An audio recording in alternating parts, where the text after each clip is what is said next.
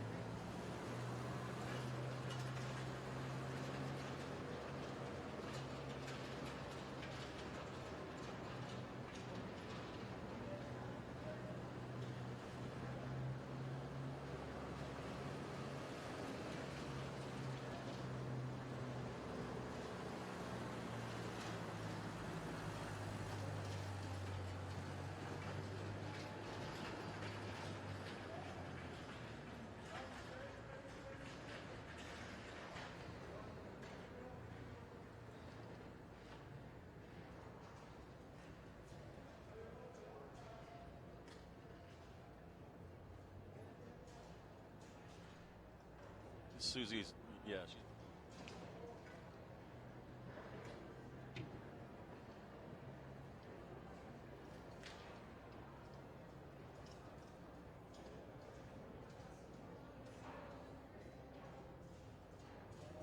We're good.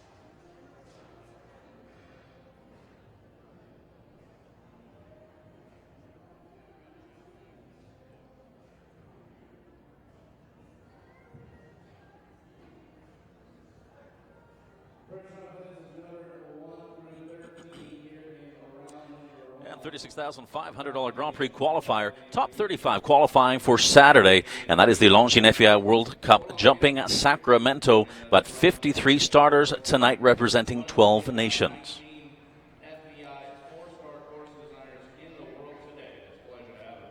Before we get underway, ladies and gentlemen, as is tradition with all of our big classes, at this time we'd ask you to please all rise. Gentlemen, remove your caps, as we'll honor tonight's competitors, as well as all of you that are here watching with the playing of tonight's national anthem. Ladies and gentlemen, please rise. So as we're getting close to the start time, we are playing the honor the host nation of the United States.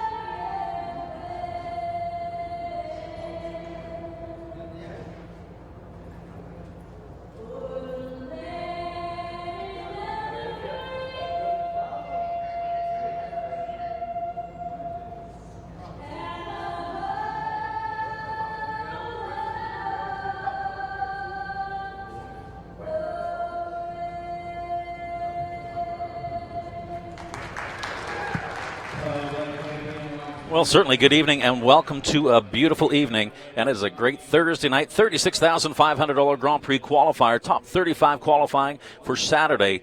And Saturday, that is the Longines FEI Jumping World Cup Sacramento, with 12 nations represented. And those nations, we have Ireland, Sweden, Israel, Denmark, France, Germany, Brazil, Egypt, Australia, Mexico, Canada, and of course the host nation of the United States. Host nation of the United States, 37 out of our 52 starters that will be joining us. Time allowed 75 seconds, and Olaf Peterson Jr. from Germany. He's a phenomenal course designer. And fences numbered 1 through 13, 16 jumping efforts, as we are under FEI International Equestrian Federation rules this evening. And those rules alter the height of a fence on course. That's 4 faults. First refusal, that's 4 faults. Second refusal, and that will be elimination. Time faults, they add up in the amount of 1 time fault per 4 seconds, or part thereof, over our time allowed of 75 seconds here in round number 1. We do have a jump off, as this is the FEI Article 238.2.2, and that means we will be having a jump off in the event we do have an equality of faults tied for the lead.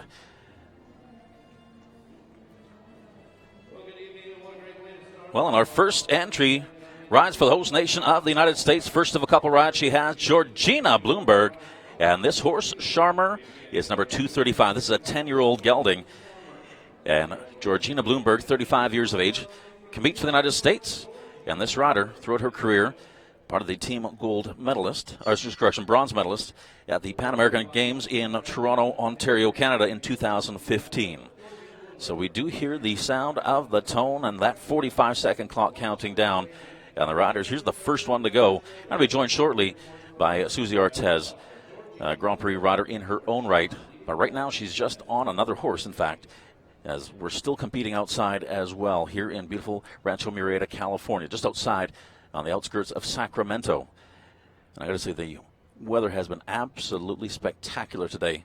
Sun all throughout the day, temperatures not too hot. As Georgina comes down to the first fence, little difficult approach to fence number 1. As you can see, she had to come past that combination. That's 5AB. She moves on to fence number 2. This horse is jumping amazing. A 10-year-old gelding and a Westphalian owned by Purple Road LLC. So the first 3 jumping efforts behind her. As she moves on to fence number 4, 1 meter 50 in height. 5A is a triple bar. Comes in nice and steady to 2 stride. There's the vertical 5A and 5B behind them. Now triple bar, 1 meter 80 in width. There's fence number 6, comes up quickly out of that corner, a little blind turn. 6, 7 to 8, those fences, those 3 fences right across the diagonal come up fairly quickly. Fence number 8, straight towards that in gate. We see that beautiful arch. Okay, fence number 9. There she is, the triple combination, the second of those combinations. There's A over the B. So 1 stride to 1 stride to 1 stride, oxer in the middle. And time, it is looking good as she is right around that 63-second mark. So 65 seconds as she's jumping fence number 11. There's that 4 stride to fence number 12. And 13 comes up really quickly. Oh, and that one unfortunately comes down at 1 meter 50 in height. Time 74.45 seconds. And just that final fence down for Georgina Bloomberg. First of a couple rides she has. And that is Charmer, the 10-year-old, that wonderful gelding as they ride for the USA.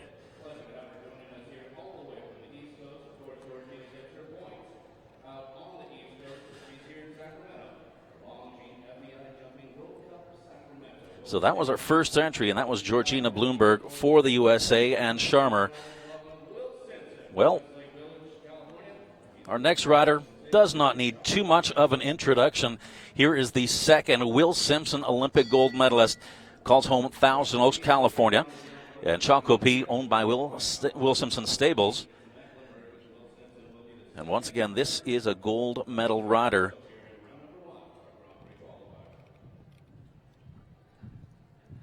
And this horse, I really do like this horse. This is a 9-year-old gelding, so a young gelding here, started by Choco Blue. There's lots of options, in my opinion, on course where these riders, because they have a lot of bending lines, so they can change their decisions. They're not really stuck to a set number of strides. Of course, they're going to want to get the perfect amount of strides. However, sometimes they'll get that chance to change their their idea. So perfect all the way through that 5AB combination on to fence number 6. Comes out of that corner fairly quickly.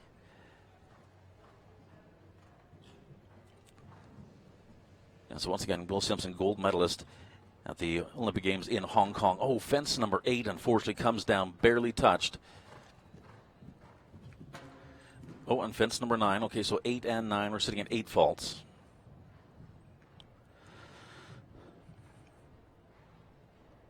Nicely through that triple combination. 3 efforts remaining, 11, 12, and 13.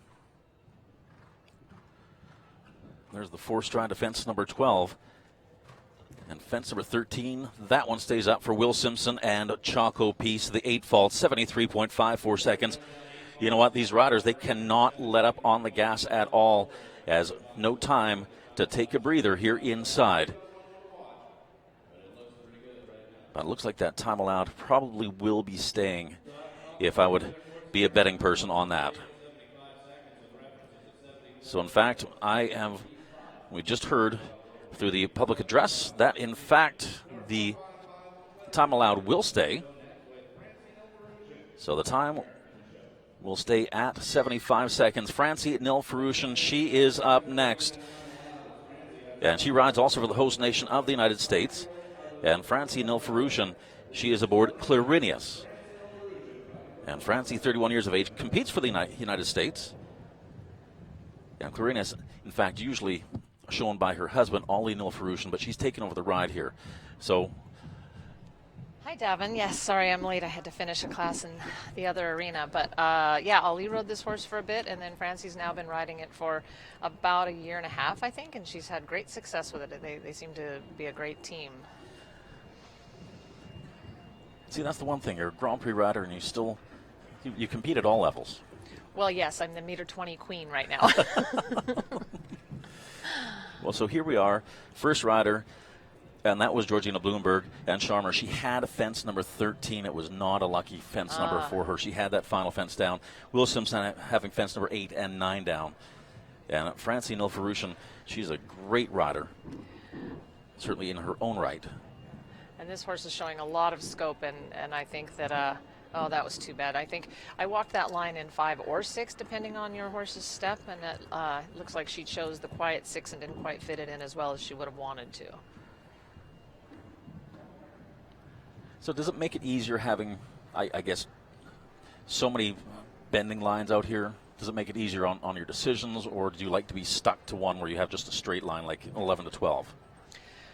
Well, I think, you know, you really, since I haven't given that much thought, since you're not given an option, since you aren't the one to set the course. So I think that it's nice in a bending line. You can give yourself more room or less room by changing your track, which is harder to do in a straight line. Not completely undoable, but more difficult. Okay, so that was Francie Nilfarushan. Moves into second place, 4 jumping faults. Her time, 76.98 seconds, exceeds that time allowed to 75 seconds. They pick up 1 time fault. Move into second. Now, as I mentioned, we do have a nice large field, right around 52 joining us here this evening. And this is the Grand Prix Qualifier, the top 35 qualifying for Saturday. And that is the Longines FEI Jumping World Cup Sacramento. And that is where the riders, obviously the prize money increases for Saturday, as well the World Cup points. Right, and there's quite a number of horses in here, I think, that maybe would not plan on going Saturday night at meter 60. Some of these horses are a little inexperienced to jump at that level, so this really would be one of the big classes for them this week. And I think that it will be, we'll see if we even get 35, I think, for Saturday night. Well, looking at this field, it's great to see a lot of these young horses coming up, and as well, you know, getting to, I guess, cut their teeth at the meter 50, having all the pressure of these wonderful Longines events, because the feeling is always just a little bit different. Right, and it definitely feels more special. It's a bit quiet tonight, as this is the qualifier. It's not the main attraction that comes later in the week. So I wouldn't say it's a big crowd tonight. It's a few enthusiastic spectators. And goodness knows we've been here Saturday nights before, and it is electric inside. It's absolutely amazing. Morgan Kaplan joins us, rides for the USA. Ecomonia is a 13-year-old gelding, a Royal Dutch warm blood. And Morgan Kaplan, obviously competing for the U.S. And Morgan's a relatively new mother. She's got a toddler, so she had to take a little bit of time off to obviously be pregnant, give birth, and recover from that. So this is it's been a while since she's been competing at this level. Well, so far so good. Over fence number 3, that was a huge oxer. I really quite like this horse. He's very scopy. It looks like he rocks back really nicely at the fences, like gets his power underneath him. Yeah, she looked like she maybe got 8 strides there. I walked to 7, and her reins are getting a bit long here, so I feel like that could cause a little bit of problem. Oh, that's too bad. Now, fence number 6, it's a little bit of a blind turn to fence number 6 because you have fence number 1 in the way. Can that cause problems if you're not flowing through that? It can be a bit distracting, and you have to sort of try to imagine where the jump's going to be on the other side of it if you can't see through it. So here's that triple combination. So far, so good. This triple combination hasn't caused any problems. Vertical, 1 stride, oxer, 1 stride to the vertical. See those beautiful Longines clocks, those standards. We come down to the Liverpool at fence number 11. Right now, just that 1 rail at fence number 6. Time could be a little bit tight here. And indeed, time 76.53 seconds. Just a little spook there at the end. Well, 4 jumping faults at fence number 6, 1 time fault for a total of 5. And that was our 4th entry. You know what? They're the fastest of the 5 faulters right now in the 2nd place. 4 faults leads the field with Georgina Bloomberg and Sharmer. And since I came, the time allowed is 75. It's 75. We had some fairly close times with Georgina going in at 74.45. Will Simpson going at 73.54 seconds. But the master of fasters up next, Richard Spooner and Arthosar. This is a 13-year-old stallion. So I think it's important to get on a good pace and keep it. This is a difficult ring. There's no place really that you can shave turns too much. So, but certainly, if Will was very close to the time allowed, and he's always a very fast rider. So now Richard Spooner, he is, in my opinion, he's a phenomenal asset for the United States. He's a great rider. His horses always jump very, very well. He's represented the United States so many times internationally. When he comes to these events, you've done all of that, just like in your career. Does it take a little pressure off of you, or is every sure? event? It's another day at the office for him. As he doesn't deal with nerves probably as much as some of the riders with less experience do.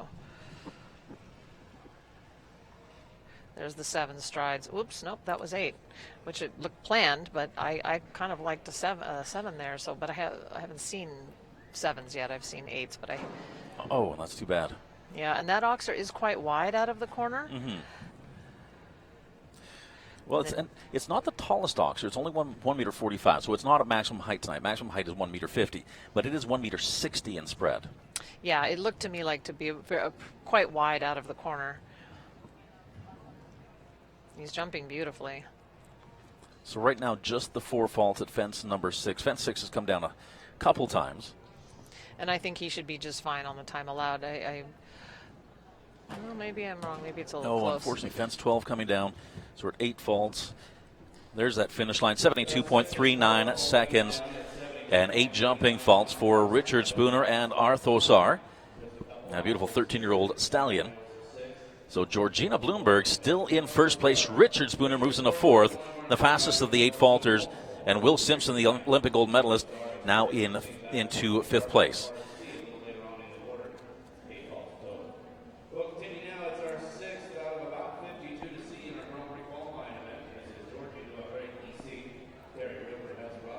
Yeah, Georgina EC is our next horse. This horse owned by Morningstar Sport Horses of right here in Sacramento. Another one of our local riders here. Great amateur rider, Carrie Roofer. And Carrie's had a lot of good success lately. She won the big Grand Prix, the $100,000 Grand Prix at Split Rock just a few weeks ago, and I was there for that, and it was spectacular to watch. And she also won the Grand Prix last week here. She did, yep. She's been on fire lately. She is an amateur, but she rides like a pro.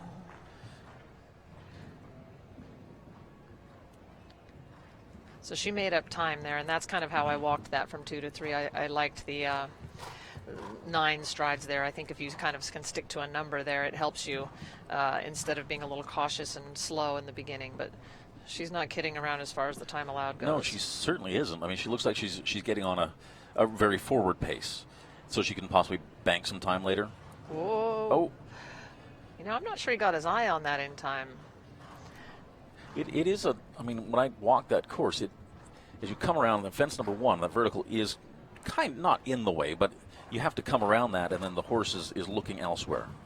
Yeah, and it looked like he was just looking to the outside, and she had to fix him at the very last moment, and he just wasn't prepared to leave the ground as nicely as he could have.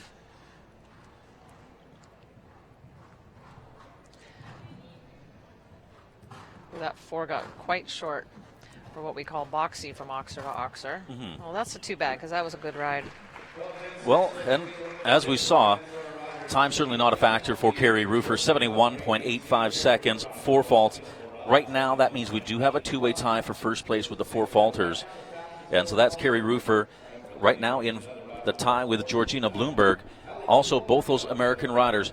We have an amazing 12 nations represented tonight.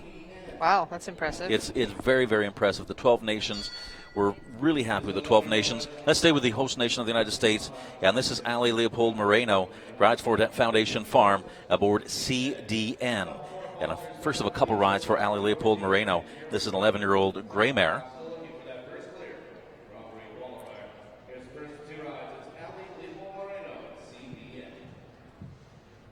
So talk about that fence number 1. You have to come off the left lead. There's really no other choice. No, I mean, you need to come off the left, and it is a little bit of a difficult turn. However, fence number 1 it was one of those fences. Looking at it when you're walking the course, it's like, okay, it's a little bit of a turn where the horse may not get their eye on the fence quite as soon as you'd like them, right. But it hasn't caused a problem. She was very wide there. She did 10 from 2 to 3, and she was very wide there. So already she's adding strides and a little bit going to be in trouble here for the time allowed, but the horse is jumping well. Now, sometimes when you see people who've had 4 faults or Oh, that was a shame. Oh, that is just too bad.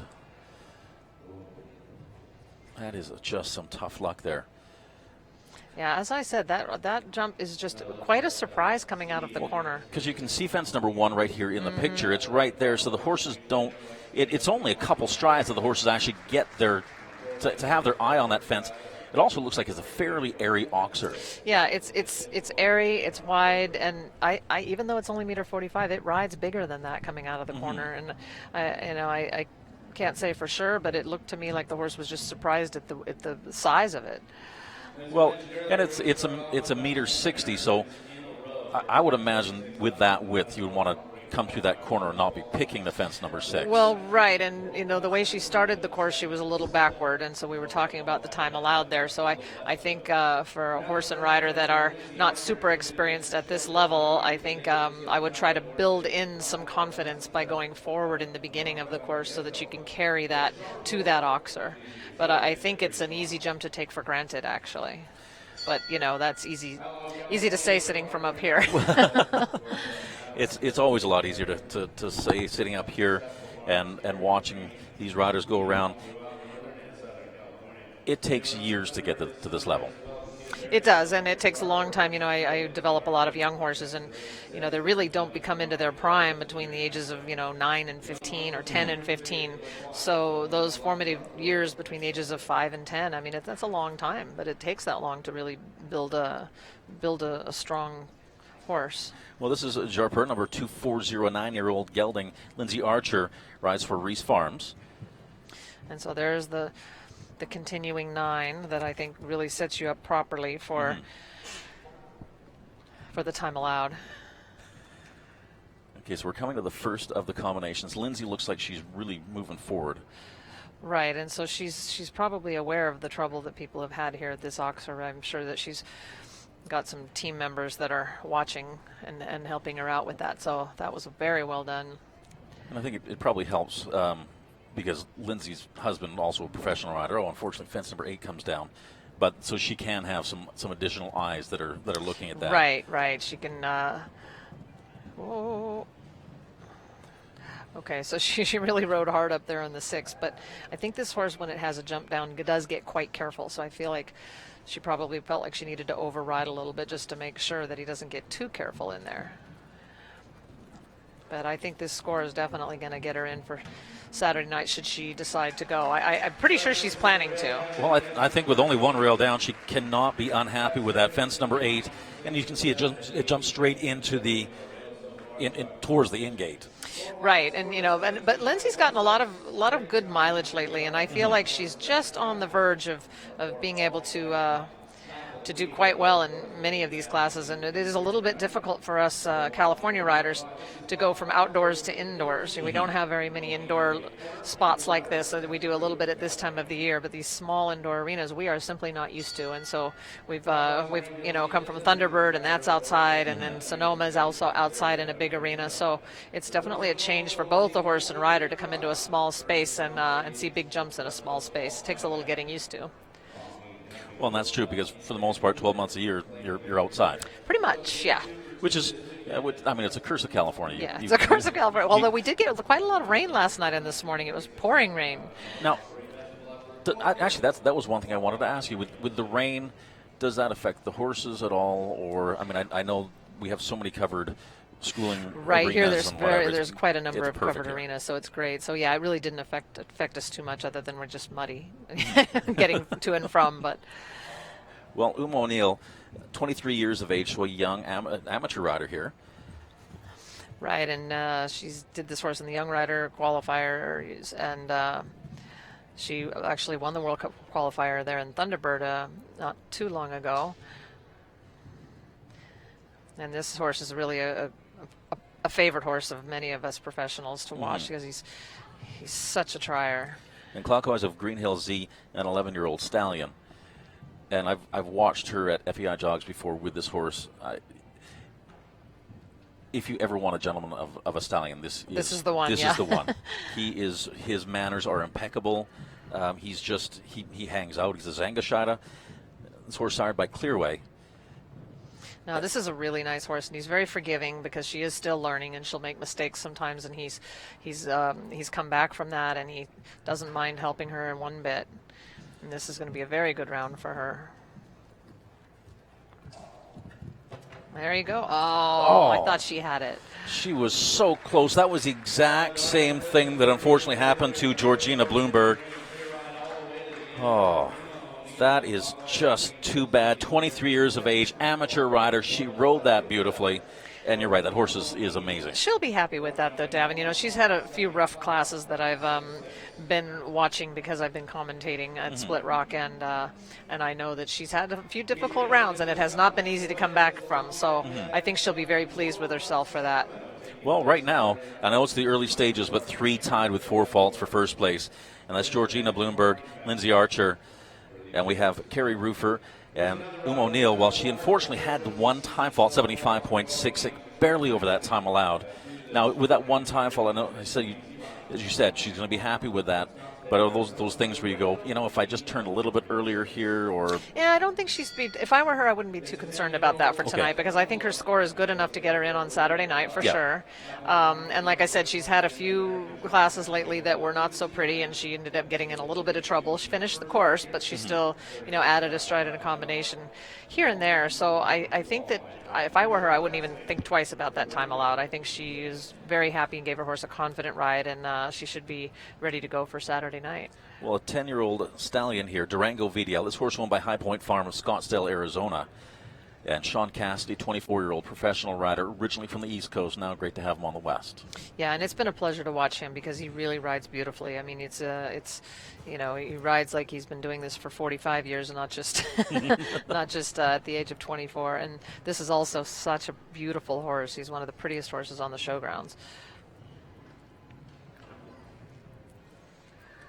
Well, little ticket to 5B, but I think that shouldn't be a concern. Nice ride to fence number 6. Yeah, I mean, I really enjoy watching him as a rider. He keeps his body very still. His hands are very still. That was too bad. That is too bad. There's a fence number 7. Didn't really look like there was a mistake that he made so much as the horse just didn't measure the jump quite as well as he could have.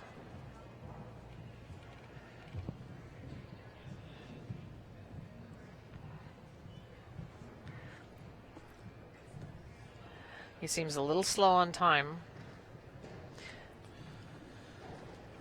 Yeah, I think unfortunately time, I think you're right on that. I mean, time is tight, and that's part of the sport. Oh, he's just going to be just over. Yeah. Well, 75.99 seconds out of that time allowed at 75 seconds. Well, 4 jumping faults for fence number 7, 1 time fault for Sean Cassidy and Durango VDL. Well, and they are the second fastest of the 5 faulters. That's going to put them in a 5th place. Still that 3-way tie for the lead with Carrie Roofer, Lindsay Archer, and Georgina Bloomberg. So, Davin, when was the last time you saw a jump off between 4 faulters in a Grand Prix? Not too often. Right? It's been quite a while. I haven't really seen one. It doesn't happen very often. Now, Harley Brown, and here is the rider originally from Australia, moved to the United States in 2003, so he's been in California for quite a while. And Harley Brown, with a horse owned by Katherine and Brewer of Menlo Park, My Lord Cornet. This is an 8-year-old mare, so a young mare here. Yeah, this horse doesn't have a lot of experience, and it's not an easy horse. It tends to wander a little bit. It shifts to one side a little bit, like a little bit to the right there, and it often cross canters like that. It doesn't bother Harley, but it can be distracting for some riders.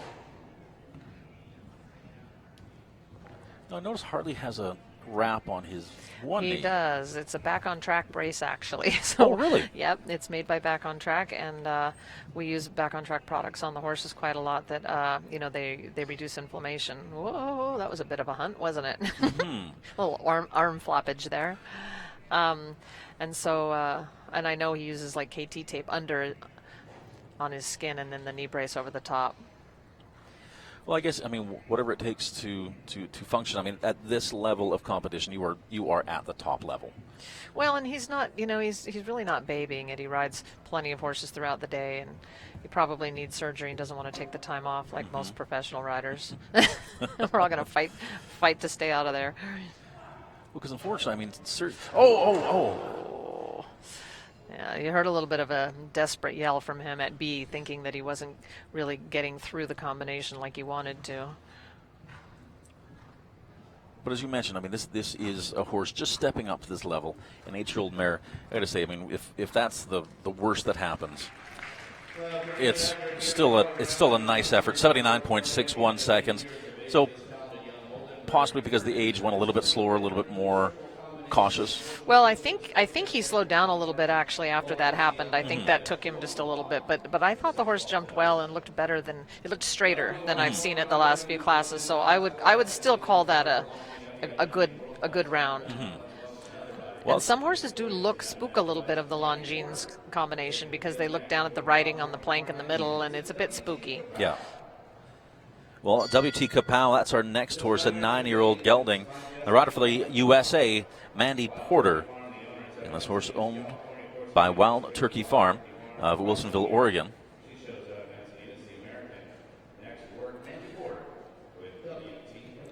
Well, certainly Mandy Porter, she has represented the United States at the FEI World Cup Finals a couple times. And this horse is also quite green at this level, so I think that Mandy will give it a nice, confident ride.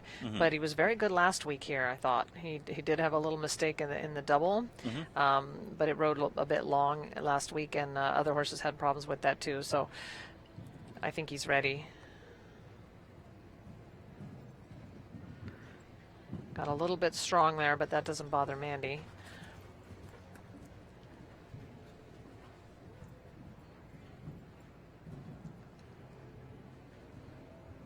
There's the 7 that I thought I was out of my mind when I walked because I saw everybody doing 8.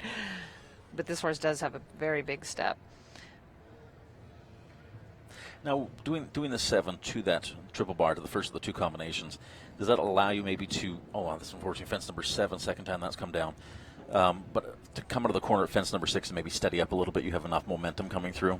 Yeah, I think it really just depends on your horse. I mean, if you think that he may not, some people want to be a little cautious to the triple bar. Okay, so they're going to call a timeout through that combination, that triple combination. Yeah. And I think Mandy, I'm guessing she's going to tip her hat. I think she's going to maybe jump number 1. I'm just guessing. But he did find a little bit of trouble last week at the double, and I think that carried over to this week because he doesn't usually have any trouble in the combinations, and I think he just got maybe a little nervous. But I could be wrong because it looks like maybe she's got a good approach to go ahead and give that another shot. So now with that triple combination, we have the thin Longines planks in the middle, those horizontal stripes to it. Is that an obstacle illusion as well? Okay, so gets in better. Oh, puts the 2 in the 1. Well, That's you know okay. what? She didn't give up. Yeah, no, that's perfect. She didn't give up, and there's a lot to be said for that. You don't get a chance to get in the ring that much, and she felt like she could help him to finish well, then that was the smart thing to do, and she did. And I may misquote this. I believe it was Marilyn Savant who actually said, defeat is often temporary, giving up is what makes it permanent. Interesting. I like that. And that's one of those things that is actually true. Even though she put 2 strides in that last one, she still was like, okay, we've got to, we're going to get through this. Yeah, and you know what? She just kept her balance there, and she let him back up. Mm-hmm. And I think he'll learn from that and be better. And my guess is he'll do the meter 45 class tomorrow night. Mm-hmm. Well, looks like, in fact, Jennifer Gates and Dolene, they will not be going, as they were up next in the order. So they're going to move on to Katherine Brewer, and this rider from Northern California. Yeah, Katherine Brewer rides and owns Kangano, an 11-year-old stallion. Yeah, I actually did not see Jennifer Gates this afternoon, so I don't know if she had entered but had trouble getting here perhaps. I was talking to Niall Nassar, and I guess Jennifer got in late last night. So, and that's one of those things, because with the amount of travel that the riders do, obviously jet lag can play an effect on them. Does it affect horses? Well, that's a good question. I suppose it can. But I think that horses have the ability to sleep standing up. And they can also sleep at any time of the day. We're conditioned to have to stay awake during the day and sleep at night. So true. I think for horses, they probably don't suffer the effects quite as much as we do. Well, I got to say, this is a great yawl. Unfortunately, fence number 7 came down as well. It's come down a number of times in the last little bit. Katherine Brewer, 18 years of age, so just a teenager still. Right, and she rides great for her age. And this is a really nice horse for that. Looks like she added a step there. She's going to have to kick here. Oh. Yeah. Uh-oh. Oh. Okay, so they're going to call a timeout through that triple combination. Now, with that, does it affect, especially a young rider like this, does it affect their psyche knowing that a top professional rider, Mandy Porter, had problems through a triple combination? Does it change your ride a little bit, or do you think that it changes the young amateur or the young junior riders? She may not have even really seen that. Okay. But I think at this point, Harley is her trainer, Harley Brown, and he had trouble there at the combination. So, I think he probably told her, look, you've got to ride in hard. But I was much too quiet coming in. She really didn't have much of a chance to get out. I think you've got to ride in really forward the way Lindsay Archer did. And then the way Lindsay rode in so strong, I nearly thought it was too strong, but it really helped her at B and C. Yeah, no, she's scared herself a little bit, so I think she's going to jump. So it looks like an easy jump here. There we go. Not a bad idea. That's kind of a daunting triple combination to have to approach a second time when you've had trouble and you're young and inexperienced. Well, and especially, 18 years of age. In my opinion, that's going to be just a great rider going forward, and she has a lot to look forward to. Well, Carl Cooke is our next rider. And Carl Cooke aboard Tembla, 14-year-old Zangashada mare.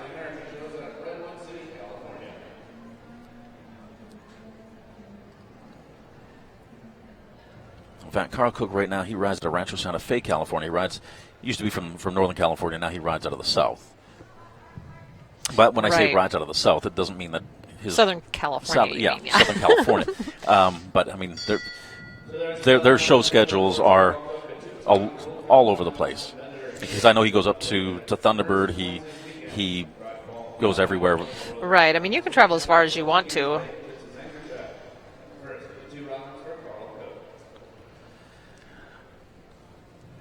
Well, amateur rider, 28 years of age, Carl Cooke.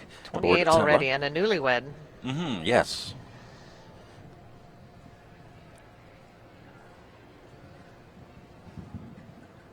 And Carl Cooke trains with Eric Neve.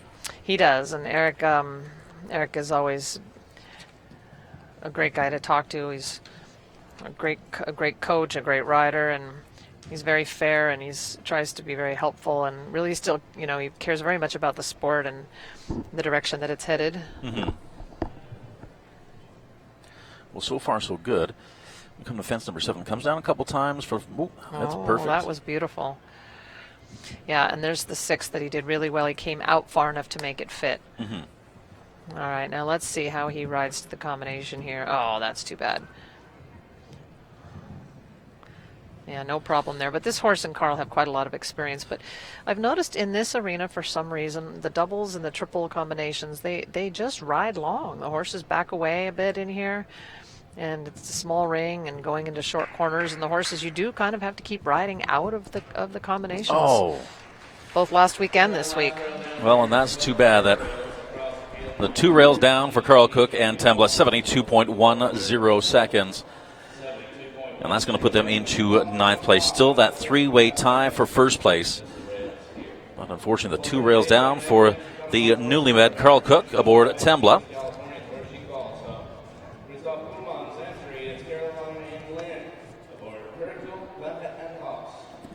Well, we're going to stay with these American riders and Caroline Ann Lynn, Hercule van het Endhouse. This is an 11-year-old stallion. This is a fairly new horse for Caroline. And Caroline, 29-year-old amateur rider. 29, look at that. 29, I've yes. known Caroline for at least 10 years, so. Well, and she's she went to law school. She's just waiting to hear the news whether she passed the bar or not. Right. Which is, and talking to her, I think no matter how much stress there is in show jumping and all that stuff, that sounds like it's a really stressful thing. Right. But, you do get used to stress. The horse jumped that really well. Now, does that make it more difficult? I would imagine it does, going to law school and riding and Yes, of course. I think that's a very difficult thing to do. I mean, certainly, she rode that really well, too. I think the law school took priority, and now that she's already taken the test, she can back off a little bit. But this is a really nice horse for her. I think it's been a very good match. Fit the 6 in. And let's see how she rides up to the combination. A little too deep there. She knows she's got to be strong here. Oh, no problem for this horse. That was a nice ride. And that is tough, because law school it's not like a 6-month thing. It's a multi-year. Right, it's about 3 years, I think. Yeah, and that does, as an athlete, that's got to take a little bit when you to have to get back into the saddle and get back to this level. I mean, for some people, such as Caroline, she's probably very good at multitasking. She's very, very bright, and she's one of the few people I would think could pull both off at the same time. Well, so Caroline Lynn, Hercule van het Endhouse, and 16 jumping fault, 74.60 seconds. Well, so Georgina Bloomberg, her second ride, that was going to come up next. She's going to opt off of that one because she still is sitting in first place, that 3-way tie for first on her first mount. And that first horse of Georgina's may be the one that she planned on doing Saturday night, so she knows that she would already be qualified pretty much to go Saturday night, so she may decide to use Cessna for tomorrow night's class. And Carlos Anguerrero from Rancho Santa Fe. This rider rides for Mexico. And H5 Sunshine is the 12-year-old chestnut gelding. A very scopy horse. He's a very tall boy, huh? Now, being tall, does that affect the ride a little bit more? Well, I think it can, and it's hard sometimes for very tall riders, especially when they're very tall in the upper body, to control that body. And it's harder to find horses for them because they do need a horse with a little bit more stature. Yeah, I guess because, I mean, I can't imagine what he would look like on a 16-hand horse. Well, I mean, it's doable. I've seen it done, certainly, and these guys are all athletes. So, but he's strong and he keeps himself light. But he definitely has an advantage if he's got a little bit of a bigger horse, I think, than a smaller one. Like I said, and you mentioned he's tall. I don't think he's done growing. He's only 18. Right. He might be close to it, but he's definitely a... Because goodness knows, Carlos's dad is very tall as well. He is, yes. So it's just goes right through the family, and that's. But as you mentioned, he has to learn to control that upper body and not. Right. Because this is looking good, Davin. This is really good. He's slow, so he's going to have some time faults, but this is going to be a very good score. But time faults, you know what? That even with one or two time faults, that's and beautiful. That's all it is. Just one time fault. You know what? He's going to move into first place right now in our $36,500 Grand Prix qualifier. So yeah, that's just the very well one done. Time fault. Now, knowing that with 4 falters are tied for first place, maybe you go in and say, well, you know what, one time fault isn't that bad. No, I think a score of one time fault at the age of 18 in this ring is fabulous. Because you can see all of the signage around. I mean, this is a beautiful ring. This is one of my favorite rings.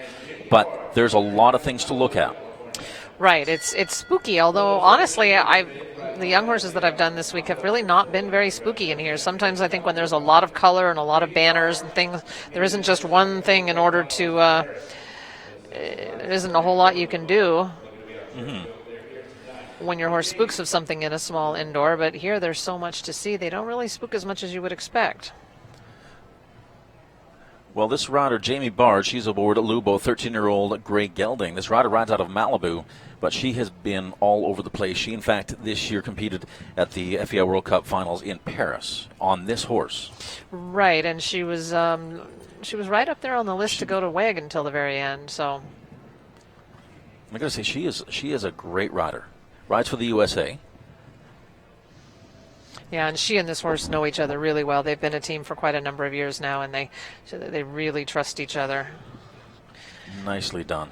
And when she does get into a little bit of trouble, because most horses and riders from time to time do have a mishap or two, then she does the smart thing and she moves down and jumps easier classes a time or two. Okay, so on offense number 9 here, and this horse looks like it's really fast off the ground, like is really quick with its front end. Because she always seems to kind of like it, and I always think they're more cat-like horses or ones that are quicker. Yeah, that's too bad. I think she was just a little deep to stay away from that front rail. But again, she's going to be under the time allowed, so this is a very good score.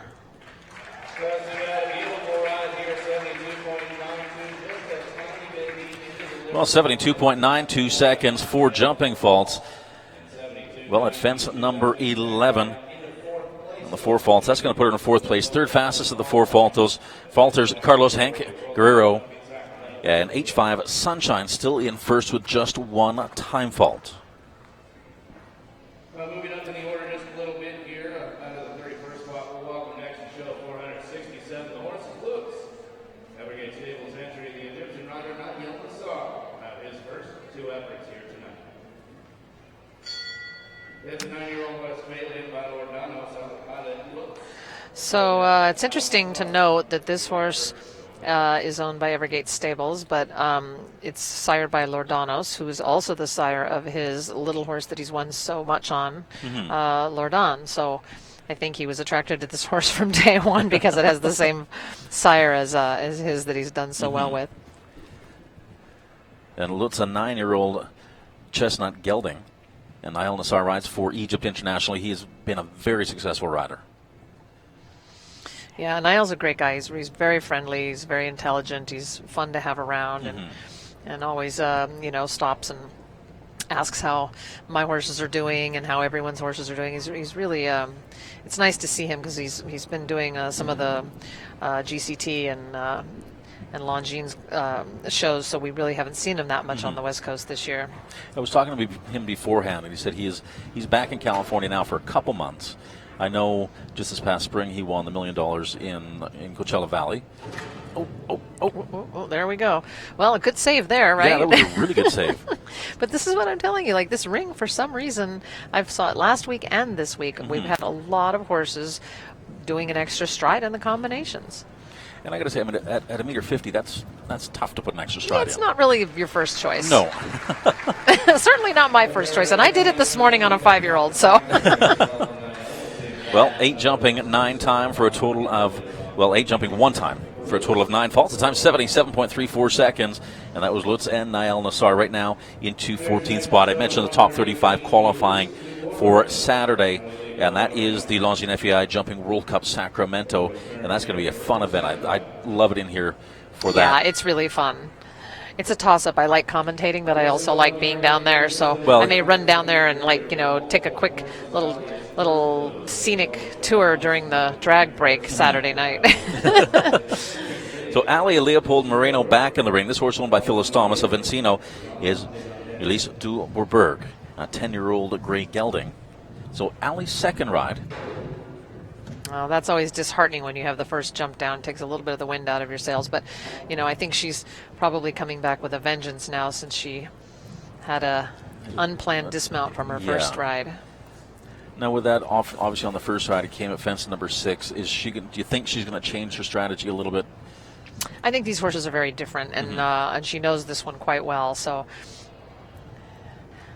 yeah, see, that was a nice, strong ride in.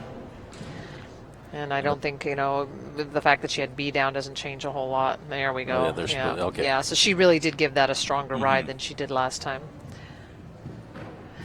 Oh, that's too bad. But this horse is reliable. She knows it's okay. It might knock a jump or two down here and there, but it's always going to finish the course.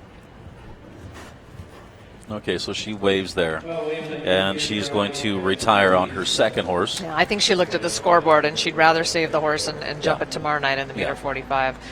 Yeah. I know she wasn't planning on doing this horse on Saturday night in the meter 60, so if I would agree with that decision to just not jump so many jumps and come back tomorrow night in the meter 45. There's a lot of FEI classes to jump this week, so you've got some choices. No, that's very, very true, and you can see her husband right there. He just walked down the stairs.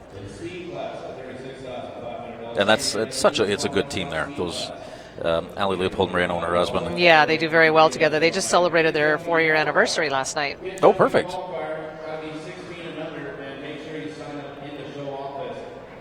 Well, so Carlos Hank Guerrero in first place, H5 Sunshine. His mount in first place, just the 1-time fault.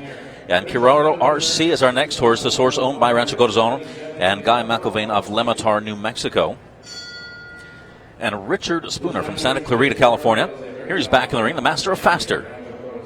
Yeah, this is a 9-year-old gray gelding. Richard's had this horse for a couple of years now. He's been bringing this horse up through the ranks. Right, because it is still only 9, and so I think he started doing some bigger classes as an 8-year-old, and it's good with these younger horses to move up and down a little bit. But I think at this point in the class, everyone pretty much knows that you've got to ride strong through the combination. Yes.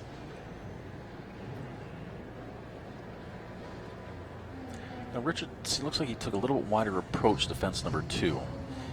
Is he just looking possibly to say, okay, you know what, this is a young horse, I've been bringing it up, it's now at this level, I'm going to give it as much opportunity to get its eye on the fences? Well, and I'm not really sure which is his declared World Cup horse. Oh, true, yes. So I don't know which horse he may be planning on doing the other one Saturday night because it's a little older. This horse has a lot of scope. Yeah, I think they've definitely got a bright future. He went wide there so he could keep going. That was an interesting thing to watch because he turned the corner, he came out so he could keep galloping. And then there's the shaped 6. Very nicely done. Yeah. It's interesting this year they put the VIP tables right at the edge of the arena there at the same level as the arena. Oh, fence number 9 down. Now, is that a little bit more distracting because there are a lot of people right on that long side? I don't think it's that distracting for the horses. It may be distracting for the people having dinner because sometimes some footing might fly up into your food plate. But well, so four faults so far, and actually, I thought he might have some time issue, but not too bad. No, I think that's a good score, and the horse looked very confident, and I think that's just perfectly acceptable. And so Curado RC, Richard Spooner, 1-time fault for jumping, 77.09 seconds.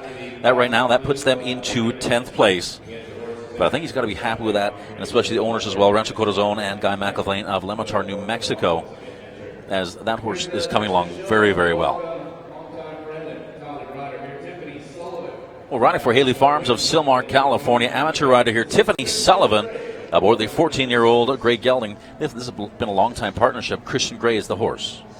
Right, they know each other really well, and Tiffany likes, she likes big, scopy horses. I think she wants to feel like the jumps look small and she can jump over a house, and this one certainly can do that. Well, it's interesting because Tiffany, she always has fairly large horses, right, and she's right. not the biggest girl. No, she's little, but she's comfortable on big horses, and yeah, they go well for her. But a horse like this is a little bit hard to make a time allowed. Maybe not so much in an indoor here, but we'll see. Something interesting to note is that her horses are owned by Haley Farms, which is basically her corporation. Okay, yep. But Haley was a dog that she had that was a beloved dog of hers. Oh, really? That she had for a long time, and that's what the dog was still alive when she formed her corporation. So she named it after her dog. Well, that is awesome. Yeah. She's not the only one to do that. Oh, unfortunately, fence number 3, that comes down. One thing about Tiffany Sullivan, and we mentioned, she rides these larger horses. She never seems to have a problem getting them to get their power. Like, they don't get strung out. They don't get away from her. She does a really good job. Well, Tiffany's a very strong rider, and I think part of being a strong rider is physical, and part of it is mental. So even if you may not be as strong as a man on the back of a horse, being mentally strong, like somebody like Margie Engel or Susie Hutchison, is they're physically strong for their size, but mentally they're Ironman, Well, and this. She lost her reins there. She got them back. Any sport at any top level. Oh, geez. Boy. It is a mental game. I mean, obviously, physically, yes, you have to be there, but mentally, is where you have to be tough. Yeah, I mean, it is, because if you're mentally strong, you can push yourself physically. So, I don't know what Tiffany's going to do here. It looks like she's making a decision. Yeah, so she's going to continue the course because she did get through the combination. She's only got 3 more jumps to go, so she may as well finish. But again, her horse is very careful, and he got a little bit too much elevation at B and just made it hard to get to C. Okay, so has to push a little bit to get down that 4 stride, and she's going to pass that final fence. Yeah. I think we're going to call that probably retiring. Sometimes the option to retire, it sounds funny, but some people think about the ultimate score that shows up when someone were to look at the horse's results on the USEF website. And sometimes if you're having a round that you're going to have a lot of penalties for, on occasion it's better to have a voluntary withdrawal on that record and be able to explain that than have a million faults without explanation. Yes, so, I guess that's true. She never really sells any horses. I mean, I think for the most part she loves them, she keeps them, and then she retires them for the rest of their lives. But sometimes that seems like the right thing to do.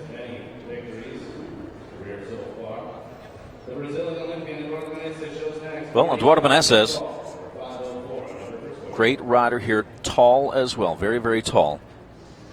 He's aboard H5 Quintol. This rider represented Brazil in Rio at the Olympics. And at the WEG as well recently. Yes, he's got a great career resume. And H5 Quintol, a 13-year-old gelding. Well, as mentioned, rider originally from Brazil. In fact, rides out of Southern California. Well, that's where his base is, I guess. Right, and he is, we don't see him that much in California now because he is attending some of those high-end horse shows, and he's also the trainer for the Hanks, so he's got his hands full. Well, and we saw Carlos Hank Guerrero, which is Eduardo's client, his student, and just with the one-time fall. That was clever. This horse is super. And this is a walk in the park for this horse. It's kind of a Sunday stroll. This horse only 13 years of age, this Gray Gelding. Okay, so time does not look like it's a problem for Eduardo. No, the two of them, this horse and he, are so advanced. He put a nice bend in the 4 there to make it fit, and this is looking like a clear round. This looks like a clear there round. We go. We got that clear round. Wow, look at that time, 74.79 seconds. What a great ride. Eduardo Meneses from Brazil, the Brazilian Olympian, aboard H5 Quintol. Very nicely done. So 74.79 seconds. He had a nice, efficient ride out there, but still gets close to that time allowed of 75 seconds. But, you know, I mean, at this level, time allowed is also one of the efforts that these riders, they've got to keep in their minds. It is, and I think, you know, for Eduardo, he wants to give the horse a nice ride, but again, a $36,500 class is not, he doesn't care so much if he wins. I mean, he loves to win, don't get me wrong, but preparing the horse for Saturday night's class is really what's most important. Well, Nicolette Hurt, we go back to the host nation of the USA. And 20-year-old amateur rider, Nicolette Hurt, aboard Fast Luca, 10-year-old gelding. And she's another one of our younger riders that has done really well, and I believe Mandy Porter is coaching her. You're right.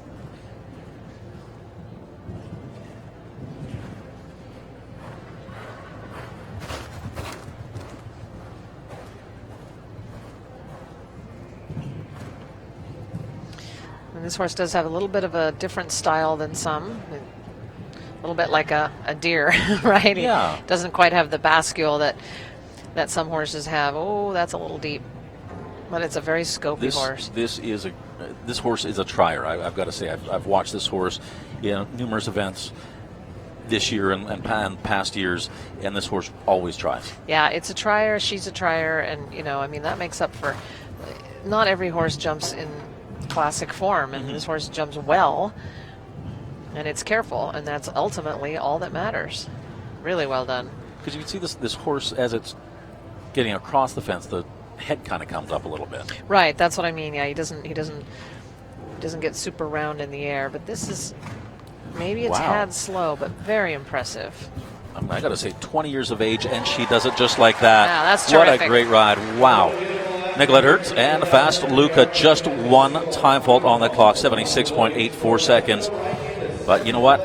Second place right now, 20-year-old amateur rider. She's got to be happy with that.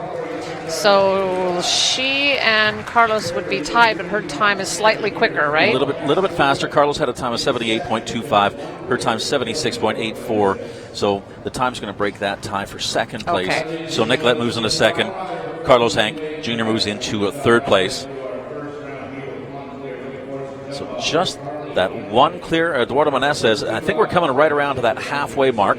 Now, Carly Anthony, there she is. She is aboard Clochard, a 10-year-old stallion.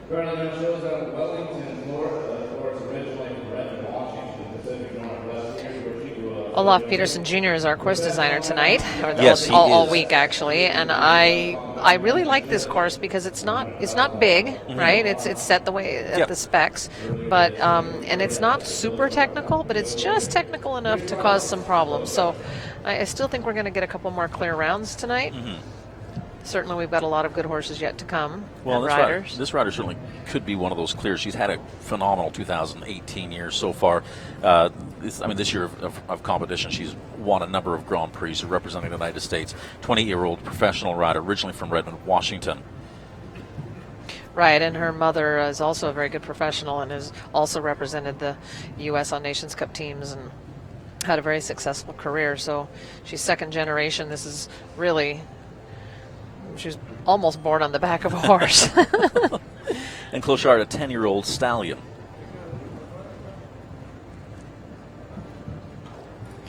Okay, so far so good after fence number 8. Oh, and unfortunately fence number 9 comes down. Now that's a shame. Yeah, but this is a very quick horse, huh? I think she'll do this horse tomorrow night, I'm guessing. And this thing looks like it would be hard to beat in the meter 45s. It's very quick.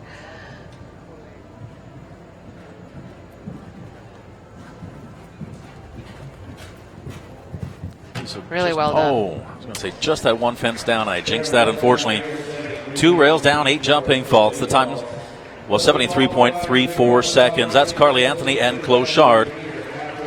And that puts them into 16th spot. So these riders, we are at that halfway mark, but these riders, they are looking as well if they want to qualify for Saturday, and that is the Longines FEI Jumping World Cup Sacramento. They're going to have to be in that top 35. Right, so We'll be back in a few minutes. We will be back in a couple minutes.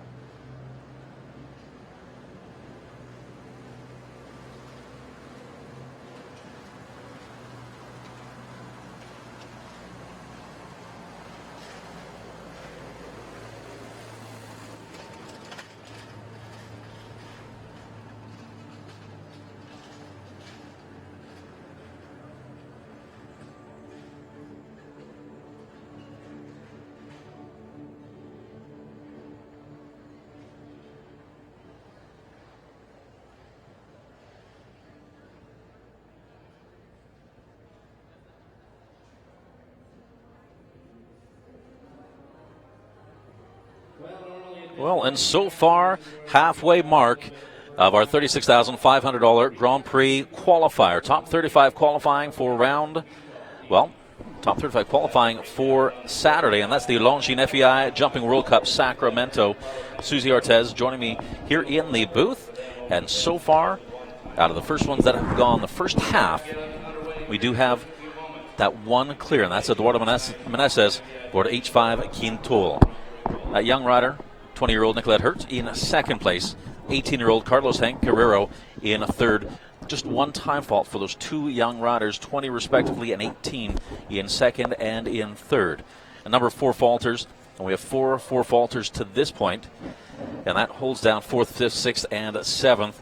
Carrie Roofer, Lindsay Archer, Jamie Barge, and Georgina Bloomberg. Georgina, that was the first person to join us. Is that a tough position to go in, going number Sure. one? I mean, the time allowed's going to be tight. You're always, you have a bit of an advantage if you can watch a couple horses go, and there are monitors in the warm-up ring. Mm-hmm. So if you go, say, fifth or sixth, the warm-up ring is far enough away that you can't see live what's going on, but there are monitors that they've put out.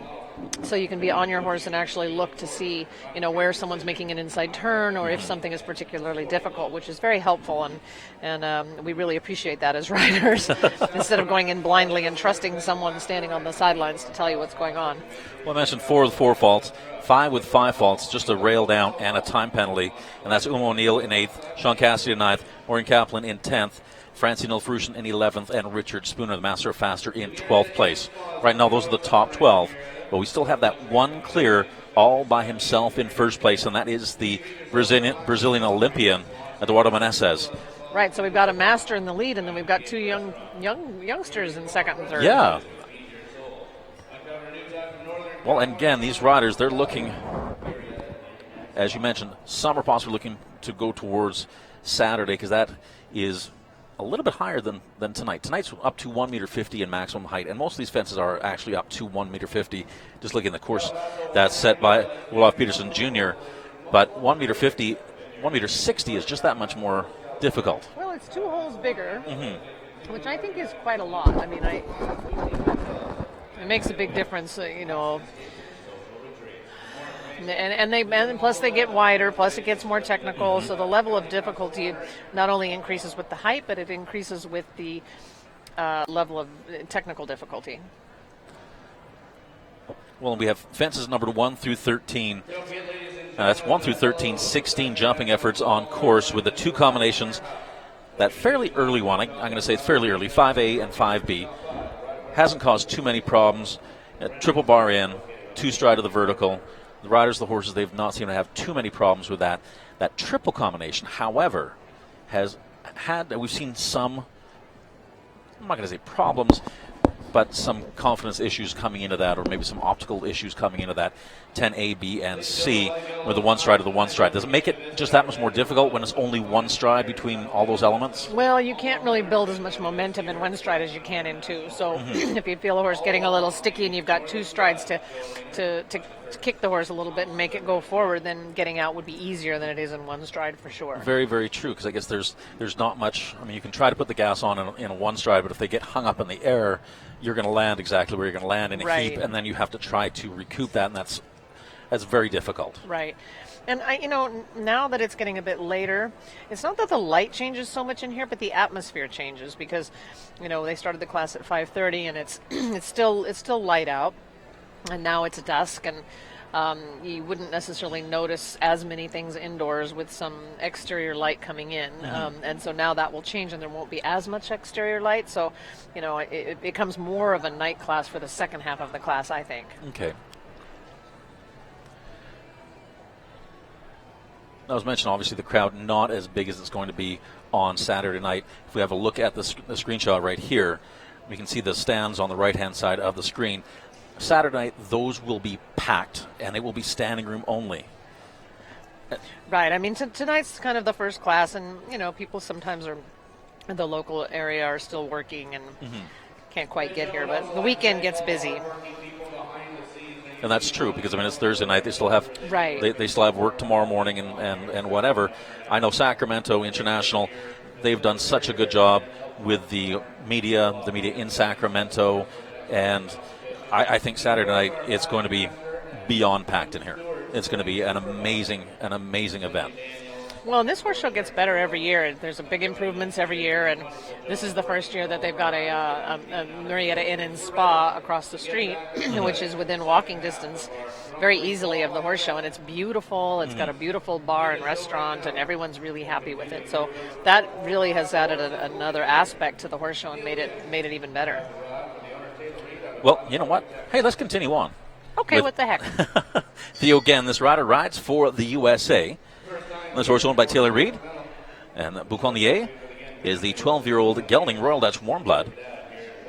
And so far, just that one clear. So I met Teo the other night, and he is the son of Willem Glenn, who was also in this class. I think he's actually next in the order. He's actually next in the order. Right. So they're doing a tour out here. So they start here, and then they'll be going to Del Mar International as well as the Sunshine Series in Coachella and Las Vegas. Oh, that'll be super. Yeah, so they're doing a whole tour here. Well, I guess I'll see them on the whole tour. Chances are you will as well.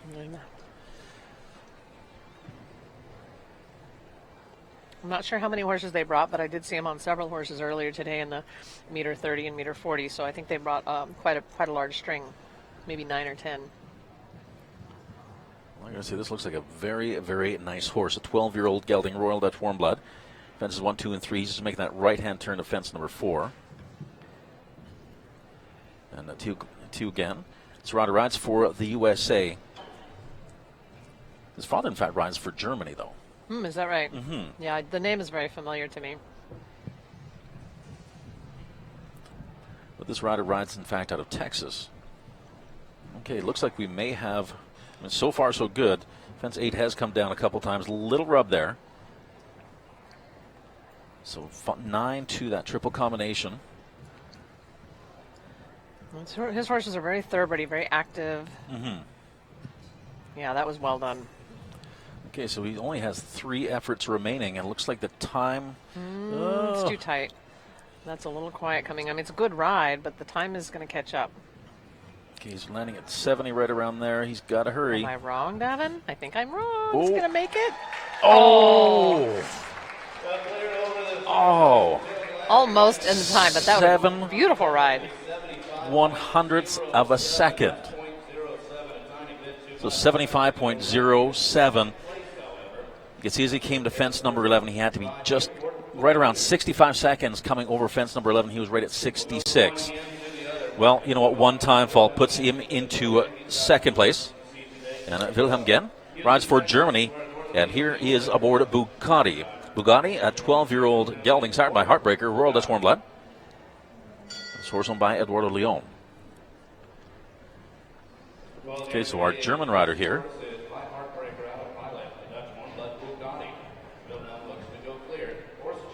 Oh, and I can't believe that. 75.07 seconds. Well, you know, I was just thinking, if you put a little unicorn horn on your horse, you'd break the timer faster. I mean, if Danny Goldstein can have, you know, feathers hanging down her back, why can't we have a unicorn horn, and then we could break the timers quicker? Now watch, I'll say that, someone will try it, and then it'll become a rule that no unicorn horns. I'm sure that's exactly what will happen. Especially not pink ones. Okay, so fence number 3. That's, I mean, with that time allowed 75 seconds, and I know Olaf Peterson Jr., he wheeled this course, so time allowed really wasn't going to change. I will say, I think as a course designer that Olaf Jr. is someone that is excellent at what he does, and that goes without saying, but he measures and sets the time allowed, I think, better than anyone, because he's always very close but fair. Yes.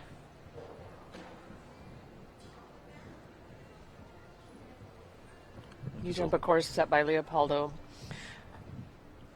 and you know that it's going to be sometimes impossibly tight. I like this horse's expression. Yeah, looks through the bridle really nicely. Yeah, and he's very tight. His reins are long, but that's just his style. Okay, but he's not going to have any trouble with the time allowed. Right on. He was at 64 right there, so time shouldn't be a problem. He's just got to keep this last one up. Oh, come on. There we go. Oh, look at that. That was easy. It looked easy, didn't it? 73.21 seconds. So Wilhelm again and Bugatti. And Bugatti, they are clear as well. That was nice to watch. That was really masterful. Well, now we have a two-way tie for first place with those clears. Only way to break that is now with the jump-off. And we would love to have another in the jump-off. And riding for Signiosity of Redwood City aboard Katipso, here's Eric Nave from France, one of the true masters of the sport. Right, so it's always, everyone loves to watch Eric ride. He's just such a soft but strong. Mm-hmm. Well, and this is an 11-year-old gelding, a Hanoverian by breeding. Now Eric Nave, world champion, Olympic medalist, European champion.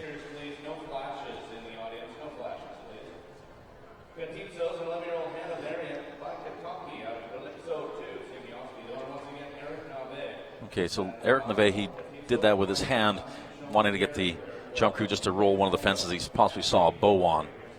Yeah, he's got a very sharp eye. Well, and I can totally understand that, because a little bow in a rail can make just that much more difference. Well, right.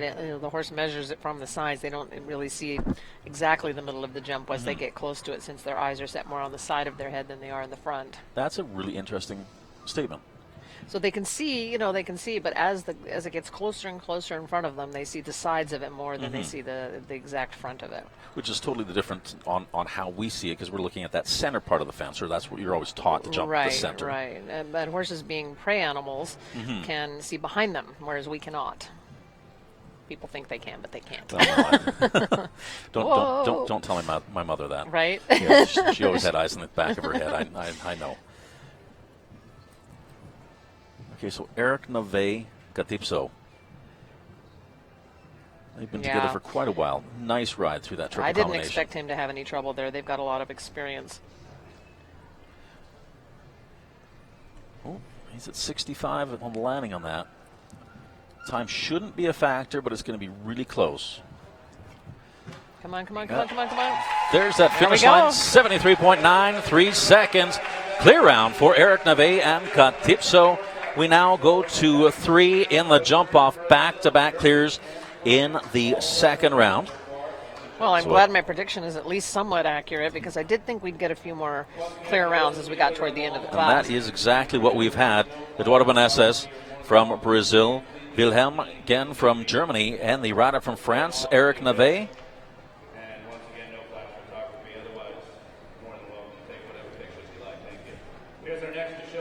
Now, we're hearing through the PA system here, asking for no flash photography.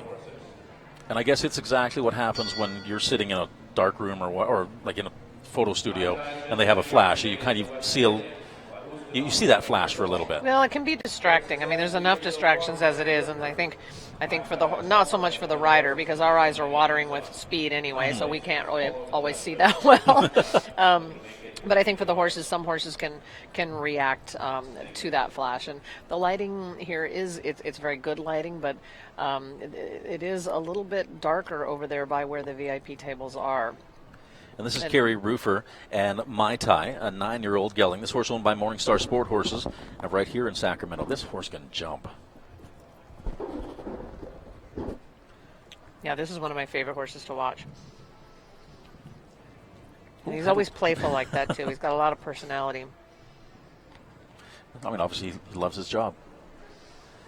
Now let's see how she rises. We have a really good camera angle here, and that was no problem for them. That was a beautiful ride. And as mentioned earlier, Carrie Roofer, an amateur rider, but as you said, she rides like a professional. She's super confident. She has the ability. She has the tools to get this job done. And she's very accurate, and she's got good horses, and she's really ready to make her mark on the world in this sport, I believe. And I think deservedly so. She puts in very consistent rounds. Has had some great Grand Prix victories so far in 2018 alone. And she's always one that is in contention. Yeah, and she's fast. Oh, well, that was easy. That looked effortless. That was so easy. Look at that. And look at that smile on her face. She is happy with that. And Mai Tai just having so much fun out there. Okay, so, well, now the host nation of the United States has won in the jump-off. And as you mentioned, she is super fast as well. So I think she's going to be one to watch for in that jump-off round. As she's already won here inside. She won last week, the Grand Prix on Saturday. Well, Kenneth Vinther rides for Denmark, but he rides out of California, out of Westlake Village, California. He's aboard Colicchio, a 10-year-old stallion. Now, this horse, again, doesn't have the most classic style. It's a different style. He's very, very scopy, but he's not, like he jumped number one there. He kind of hung his front legs there a little bit. But it's not necessarily a bad style. It's just different than what you'd expect to see. But he's extremely scopy. This horse has so much power. And he's got a huge step. See, he got there deep in the 7. Worries me a little bit that he still had to cluck coming out of there, because I think that the combination is going to get a little sticky for him. But if Kenneth can ride forward enough, this horse is always careful. Well, a 10-year-old stallion, this is a Holsteiner, started by Casal, Kenneth Vinther, the rider and owner. All right, so now he needs to hit the gas a bit right here. Looks like he put his leg on. Very well done. Really nice ride. Okay, now let's have a look at the time. Where are we? We're trying to make up a little time here because this horse does spend some time in the air. Okay, so he looks like he's good. That last Don't oxer. get there too deep here. Well, looks pretty good to me. There we go. Yep. Wow, look at that. Have we had 4 in a row? 4 in That's a row. impressive. Colicchio and Kenneth Vinther. We're going to see them in the jump off, and that means our fifth nation represented Denmark. Well, Kenneth Vinther and Colicchio, 10-year-old stallion, making it look really easy out there. 72.91 seconds. As mentioned, not the most classical jumping style, but he gets the job done, and that's really all that matters. Well, and he's got more scope than most in his stride and in his jump. And Kenneth does all the work himself.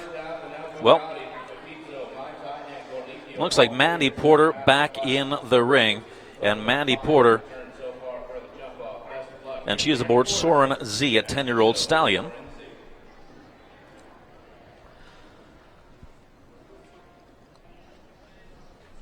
So Mandy's second ride. Oh, I don't know too much about this horse. I feel like it's a newer ride for her. It is a newer ride for Mandy Porter. Now, does it make it any different? Mandy Porter going 32nd now in the order. Obviously, with one scratch, two scratches in between that. And she went 12th on her first horse. Is it nice sometimes to have that much room in between because you can relax, maybe grab a glass of water? I thought you were going to say a glass of wine. I'm like, that doesn't really happen. No, that doesn't happen. But I don't know. I mean, I think when you do this all the time, you get used to all sorts of draw orders and you just adapt. I think it's a little hard to sort of cool down and then get things back up again. It didn't look like she quite made her track come out far enough to fit that short 6 in. This is a really neat horse. Looks like he gets a little strong sometimes, but a young 10-year-old stallion. No, it's a nice horse for sure. And I think she's giving it a very positive ride. Which Mandy always does. Nicely done. 8 jumping faults to this point. Yeah, Mandy doesn't make many mistakes, that's for sure. Oh, that's too bad. That final fence down. Well, 12 jumping one time for a total of 13 faults. The time 77.45 seconds. But as you mentioned, a fairly new ride for Mandy Porter. That was Soren Z. Don't forget Grand Prix riders at the end of tonight's competition, please. You'll have 30 minutes to go to the show office. And that horse owned by Lorna Investments. Let's continue with our... Well, Sebastian, that's our next horse, at an 11-year-old stallion. Had a number of stallions in this competition. Sebastian, ridden by the rider from Mexico, Enrique Gonzalez. 11-year-old show Francis by Lucky Boy out of King Duvalon. Enrico Fernandez, the owner of Enrique's first 2 horses to see today. Of course, part of Team Mexico. Big win. Enrique is always a really busy rider at the horse show. It seems like he's got horses in every division. Well, and he's always calm, cool, and collected. He's got students that he walks the courses with, rides a whole pile of horses as well. No, his level of energy is beyond most. Oh, that's a shame right off the bat. Well, and This is Mexican Olympian rider Enrique Gonzalez. Also part of the winning Nations Cup team for Mexico in Dublin this year. And this horse owned by Federico Fernandez, an 11-year-old stallion sired by Lucky Boy. So far 4 faults over fence number 6, as he just nicely over fence number 6. But unfortunately, that one rail coming down fairly early. Yeah, at this point, I don't know that it really helps you that much to try to be a fast 4 faulter, because there's several with time faults, and I think money-wise, I wouldn't be thinking too much about trying to be a quick 4 faulter, but just trying to maybe qualify for Saturday night. Well, he has a second ride as well. And that'll be, in fact, in the final spot in round number 1. And so far with 5 clears. Now he's got 8 faults with just 2 efforts remaining. Oh, time could be a problem. Just a bit, you're right.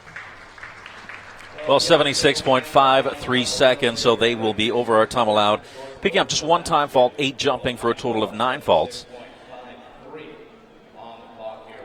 Yeah, that should put him in 23rd position right now. As on Enrique Gonzalez, I know he wants to qualify for Saturday night.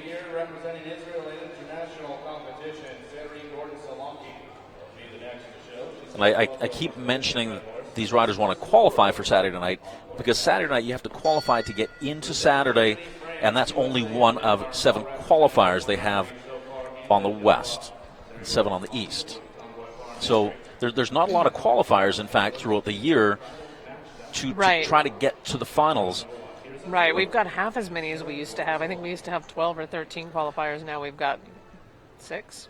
And they start out in Thunderbird, and the last one, there's 1 in Canada, 1 in Mexico, and the rest staying up in the U.S. Well, here is our next rider, Sari Gordon Solanke, rides for Israel aboard Azuro. And this is a 12-year-old gelding, Westphalian. And so far over fence number 4, and fault-free to this point. That was really nicely done in the 7. That was very, very nicely done.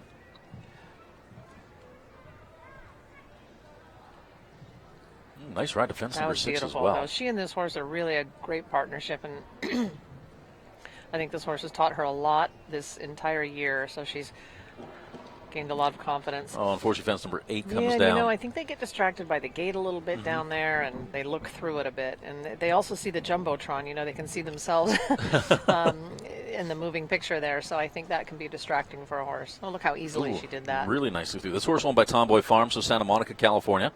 A 12-year-old gelding and a Westphalian by breeding. And this horse sired by the stallion Arpeggio. So Sari Gordon Solanke for Israel. Well, time's going to be a factor there, 78.37 seconds. And 4 jumping faults. Total is 5 faults. I thought that was quite a strong ride, though. That was a very, very nice ride. That's going to put her into 18th place.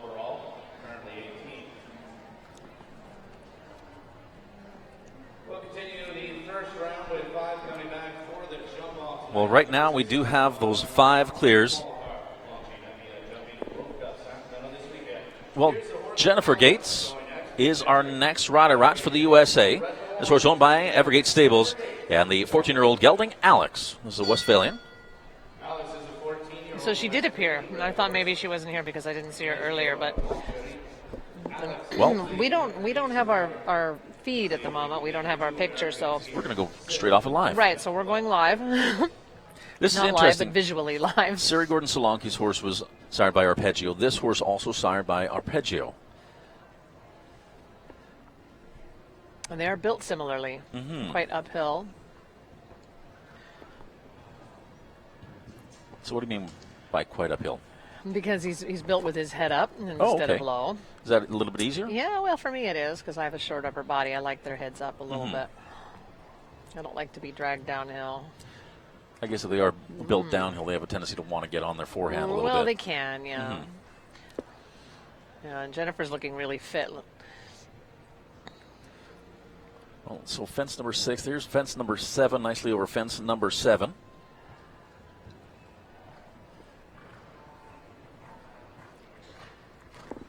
Well, there is fence number 9 that we are coming up to. And the triple combination for Jennifer Gates and Alex. Yeah, and this has been such a good horse for her, and this looks ready to have a clear round to me, and time looks good. It's interesting. Oh, that got a little forward for her, and I have a different vantage point now than I did before because normally we're watching the monitors. And, yeah, beautiful clear round. Look at that. Wow. We're going to have quite a jump off tonight. This is going to be a fast jump off. That really fast time, 71.91 seconds. Start to finish, she put her foot on that gas pedal, and she didn't really change her pace that much at all. She rode it like a speed round.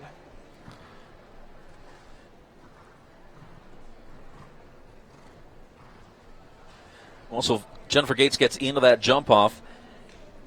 So we add the second American to our So Eduardo Bonases, Wilhelm Genn, Eric Nave, Kerry Roofer, Kenneth Vinther, and now the young Jennifer Gates.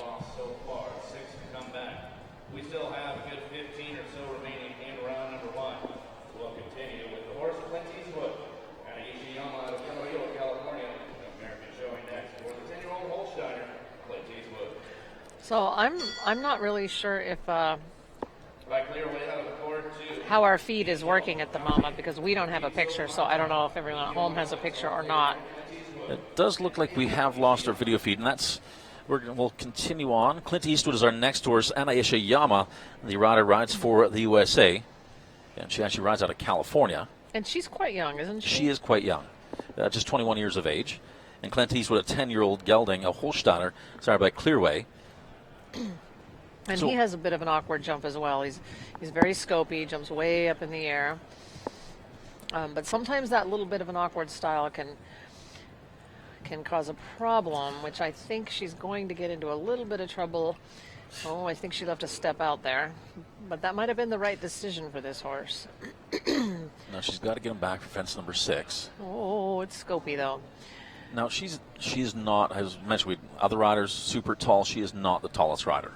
But it's a tall, lanky horse, and this girl has very good instincts, and the horse is very careful. So my concern is in this combination here. If she rides in too hard, then he might stall at B and not get across that back rail, which makes C long. Oh, that's too bad.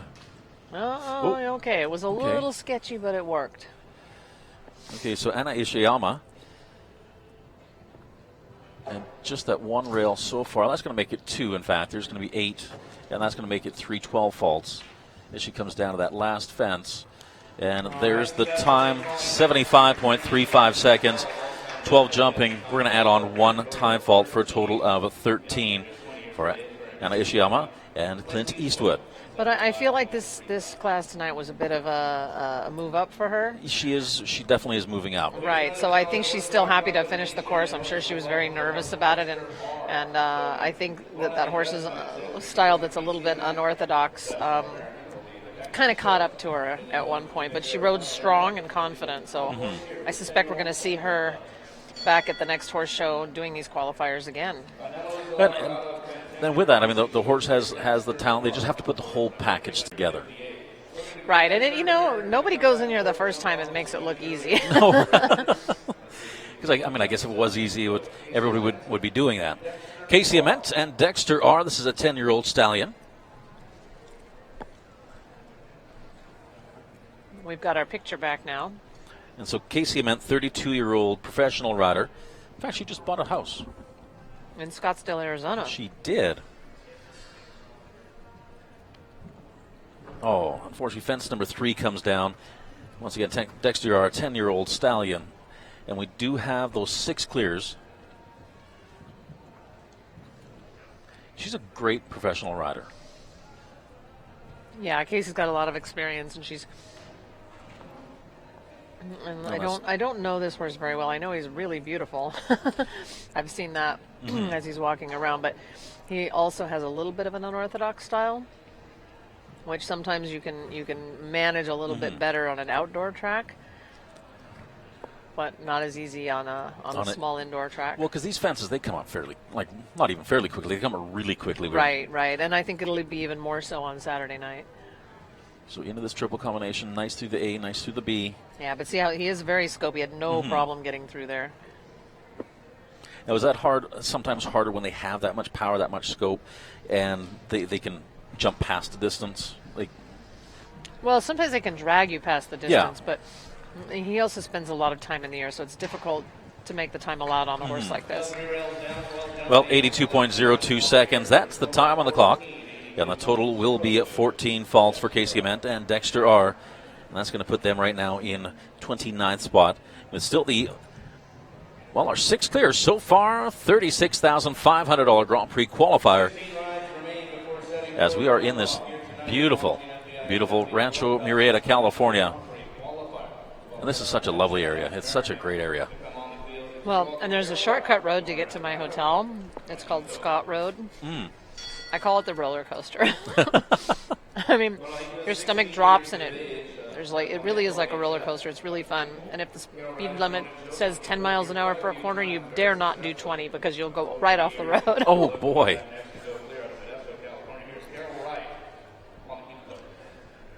Well, this combination, rider for the USA, Carol Wright and Conejito, they have been together for quite a while. This is a 16-year-old gelding.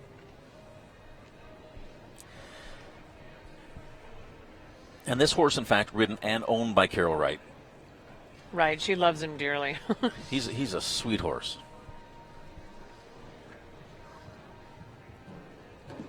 Boy, that front rail of that Oxer comes down awfully easily. But it didn't really, I mean, from our vantage point, you could barely hear a touch on it.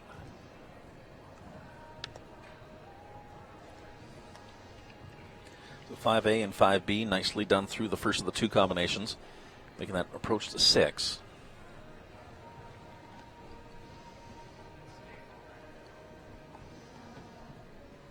Okay, so 4 faults to this point in time. There's 8, and 8 is down, unfortunately. Just a hind rail there for Conejito. So we're sitting at 8 faults. Well, she rode really nice and strong through there. She did ride very, very nicely through that. And just 3 efforts remaining. Fence number 11. Nice foot placement there. To 12. Just a slight touch there and just 1 remaining. Time, well, 77.19 seconds. So Carol Wright, Conejito, jumping 1 time for a total of 9. That puts them into a 26 spot. Or they want to be in that top certain number. And Carol Wright, in fact, the mother of Leslie Wright, another professional rider here in California. Well, here's the rider from Eugene, Oregon, Carrie Ann Boyce Lockhart and Faro DC. A Belgian warm blood. This is a 13-year-old gelding. The horse sired by Darko. These 2 have been together for a while as well. They have, and this horse also has a bit of an unorthodox style and very scopy. And Carrie Ann kind of has a signature theme, if you will. You can't see a whole lot of it tonight, but a lot of her equipment is hot pink. Ah, she likes hot pink. Yeah, she likes hot pink. So all of her accessories are hot pink. Usually her boots, I mean, she doesn't go overboard, but it's kind of fun because you know who she is from a mile away. Well, and there's fence number 3. Once again, you mentioned the front rail of that Oxer, and it's come down a number of times. I didn't think that was going to be too much of a factor here tonight. I mean, this longer approach from fence number 2 to 3, they have a number of galloping strides to go. Sometimes I think even the course designer, is surprised by one particular jump that he didn't necessarily would cause a problem, that he wouldn't think would cause a problem, but sometimes it does.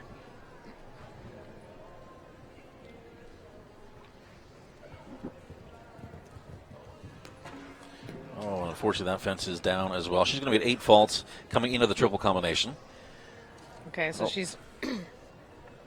I don't like this approach to the combination. That's a tough one.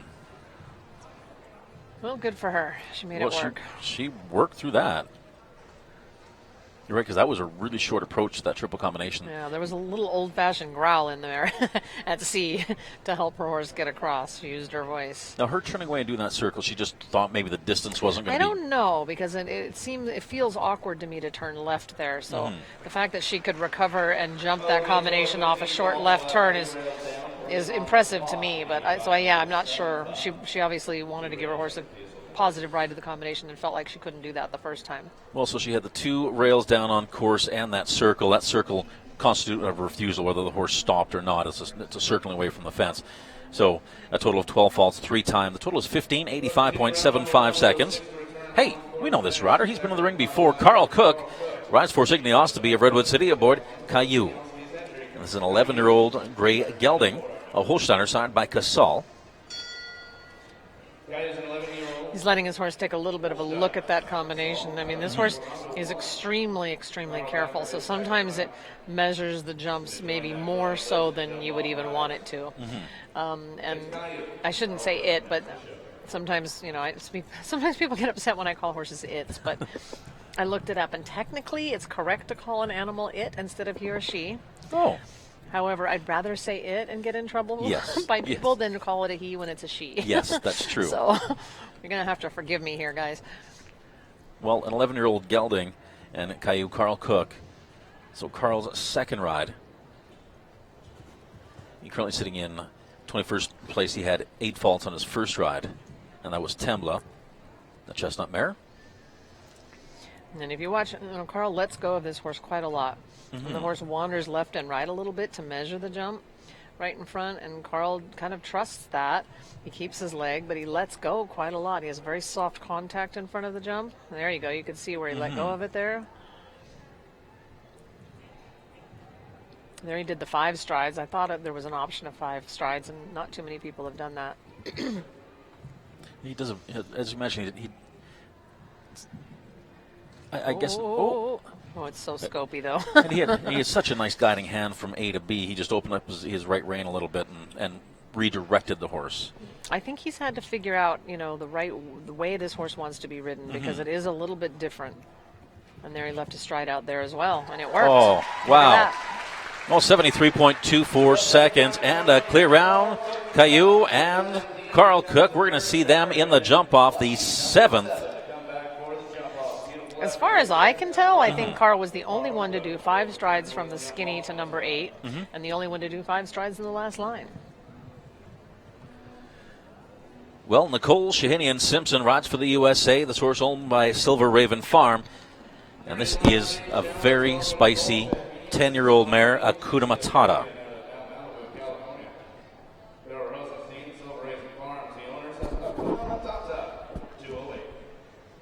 Does Hakuna Matata mean anything? Because I don't know. And I do believe it was off the Lion King. Well, there you go. It's a cartoon. It's yes. Well, so far we do have 7 clears. Hakuna Matata and Nicole Shahinian Simpson. I was mentioning this mare. She is super. Feisty. She's feisty. She's feisty. She has a mind of her own, and was kind of like, hey, let me take over, and I think that has to be a tough ride sometimes.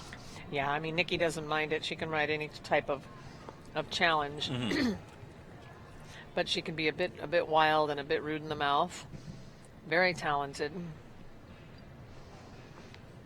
but I would say that this horse will be a professional's horse for its entire career. I don't think it would be suitable for an amateur. But Nikki is no amateur, clearly. No, she's a phenomenal rider. She is such an amazing rider. And I got to say, this mare has oodles and oodles of talent. Also, fence number 8 behind them. They move on to fence number 9. This Oxer. Nice hard rub there. When you can have a hard rub and the jump stays up, it kind of tunes the horse for the next few jumps, and that was really beautiful. Well, especially coming into that triple combination. And triple combination is definitely not a problem. This horse likes to, looks like it likes to attack the fences. I think it likes to attack life. Oh, that is too bad. Oh, that is too bad. Well, fence number 12 down, 4 faults. There's really no place to go after the last jump, huh? That's a tough one. It's really hard to turn left or right because everyone's sort of like just halting there by the outgate. Well, it is tough because, especially if you have a head of steam at fence number 13, right. You can't make that turn in between fence 3 and 8.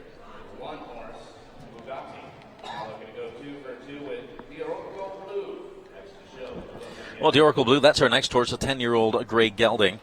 Wilhelm again back in the ring. This rider rides for Germany. He already has one in the jump off.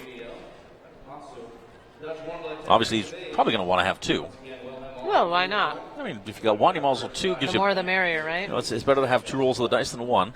So a 10-year-old gelding, Royal Dutch Warm Blood, horse-sired by Zoralco Blue VDL. So I'm wearing an eye watch, and I've been informed that Hakuna Matata means no worries. No worries. In what language or Pig Latin, I have no idea, but I'm thinking I may get another message that might tell me. Thanks, Julia. Well, so fence number one behind them, fence number two. This horse can jump. Wow.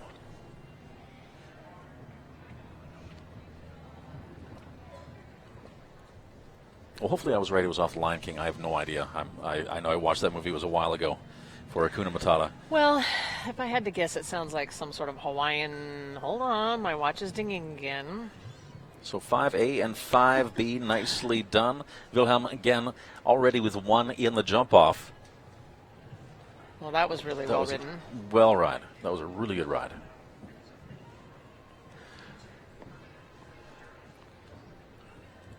Okay, so 8, and looks like he is doing well so far. Let's have a look at the time. He could be a little... Oh, that was a real shame.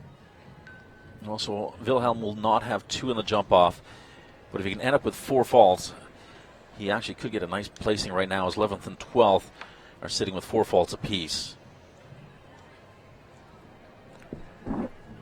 But he could, in fact, that's going to hurt the chance right there. He already has one of the jump off. Soon. Oh, and that final fence down as well. Fence number 12, 9, 12, and 13 down.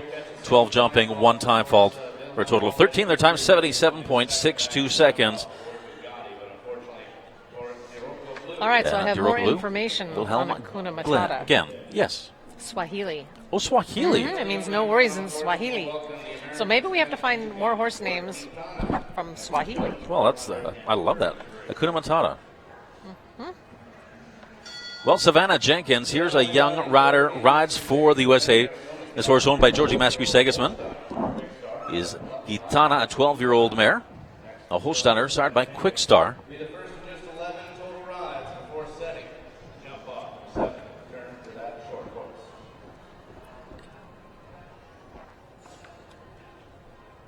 Well, and Savannah Jenkins, young professional rider here at just 24 years of age, rides for the USA.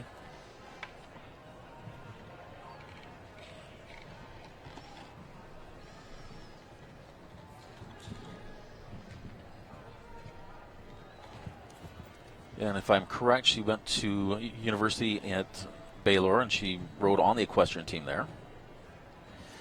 And she's a good young professional rider at only 24 years of age.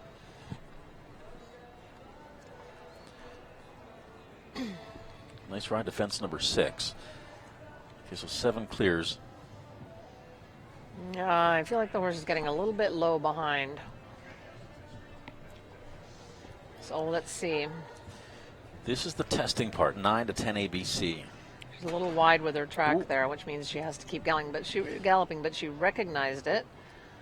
Very well done. Very, very well done. And this is a fast horse across the ground and in the air, so I think she's okay on time. Oh, she's a little bit tardy. Is I she? hate to say it. She could be facing some problems. She's got to get there. There's that finish line. Did she? Oh! Wow.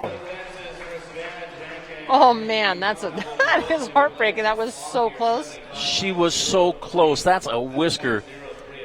3/100ths of a second over that time allowed. Well, she should be proud. I thought that was a fabulous ride. Oh, 75.03 seconds. That's going to put her into 8th place. Just 1 time fault. And you're right. I mean, that's just a heartbreaker.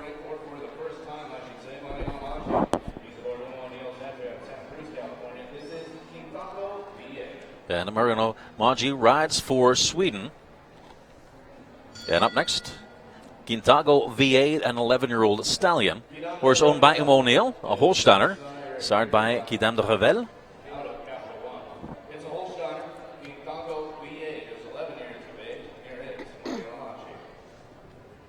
Now, he's done well with this horse, but it does buck and play quite a bit. I'm not sure if playing is really the right word, but I think he's at very high risk of kicking a jump out as he jumps the jump, because he kicks out so hard in the air that I think it's easy enough for a jump to come down because he kicks it out behind him. And you can see that kick out there. And probably a little bit more likely to do that over top of an oxer, just with the spread fence. Well, yeah, but I mean, so far I have not seen it catch up to him in the last few classes I've watched him go, but I think it certainly could happen. And he's a very fast rider, and it's a fast horse, so I wouldn't think that you'd have to worry much about time. him having a time fall. Coming into that triple combination, 10A, B, and C, those are behind him. He only has 3 jumping efforts remaining. You can see he cuts that corner just a little bit. Yeah, you need to for the time allowed. Yeah, there we go, right? As predicted. Oh, that is too bad. I would like to say I get a gold star, but I don't really feel like that's very fair. So that is just too bad at fence number 11. Right, that kick out there. 72.14 seconds, 4 jumping faults. That puts him in a 13th spot, which I think guarantees him to qualify for Saturday for the Longines FEI Jumping World Cup Sacramento. I don't want to say anybody has guaranteed to qualify, because obviously that has to go in and all the results have to get compiled and everything like that. But well, right, and we don't always know coming into this who's planning on going Saturday night, because it is quite a bit more difficult and bigger, and some of these horses and riders or combinations thereof are not really planning on doing Saturday night. So there will be some riders and horses that you'll see that might not have looked like they're in the top 35, but some of the top 35 weren't planning on going Saturday night. So then that will make the pool a bit bigger. And sometimes if you're not planning, if you're on the fence on going on Saturday, but your horse jumps really well on the Thursday on the qualifier, you go, well, hey, you know what? Actually, maybe we should try. I don't think so. I think that if you're planning on doing the meter 60 World Cup qualifiers, you know that long before already. you get here. Yeah. And because it's a different world. True, that's very true. This is Dale Gann and Calora. And let's have a look at this horse, a 9-year-old mare. As mentioned earlier, this is his second ride. This rider out of Texas. As you mentioned, they're going to be doing a lot here in the West in the next little bit. Right, they're doing this these World Cup qualifiers on the West Coast here. And Calora is a Holsteiner, started by Contendro. So far, so good. I don't know how old Teo is. Not very, I don't think. That was a heck of a ride, because he jumped in a little crooked. So he ended up being not so straight at B, which made the oxer get a bit wider.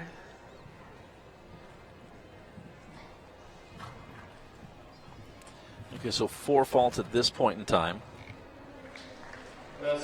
We're looking up to see how old Teo is. He's very, very smooth and keeps his cool. And he's not really showing up on the FEI athlete list. No, which is quite unfortunate. So 4 jumping, looks like we're at on 1 time for a total of 5. The time 75.69 seconds. Well, that puts him into 19th spot so far. And Teo also sitting in 9th aboard his first ride with just that 1 time penalty, 75.07 seconds. He had almost that same sort of ride for that Savannah Jenkins. They're just in the hundredth of a second over the time allowed.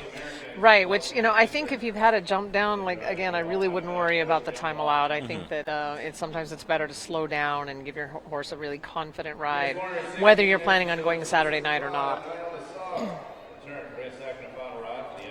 Well, NAL Nassar rides for Evergate Stables. This rider rides internationally for Egypt. And he is aboard Lucifer 5, a 12-year-old gelding.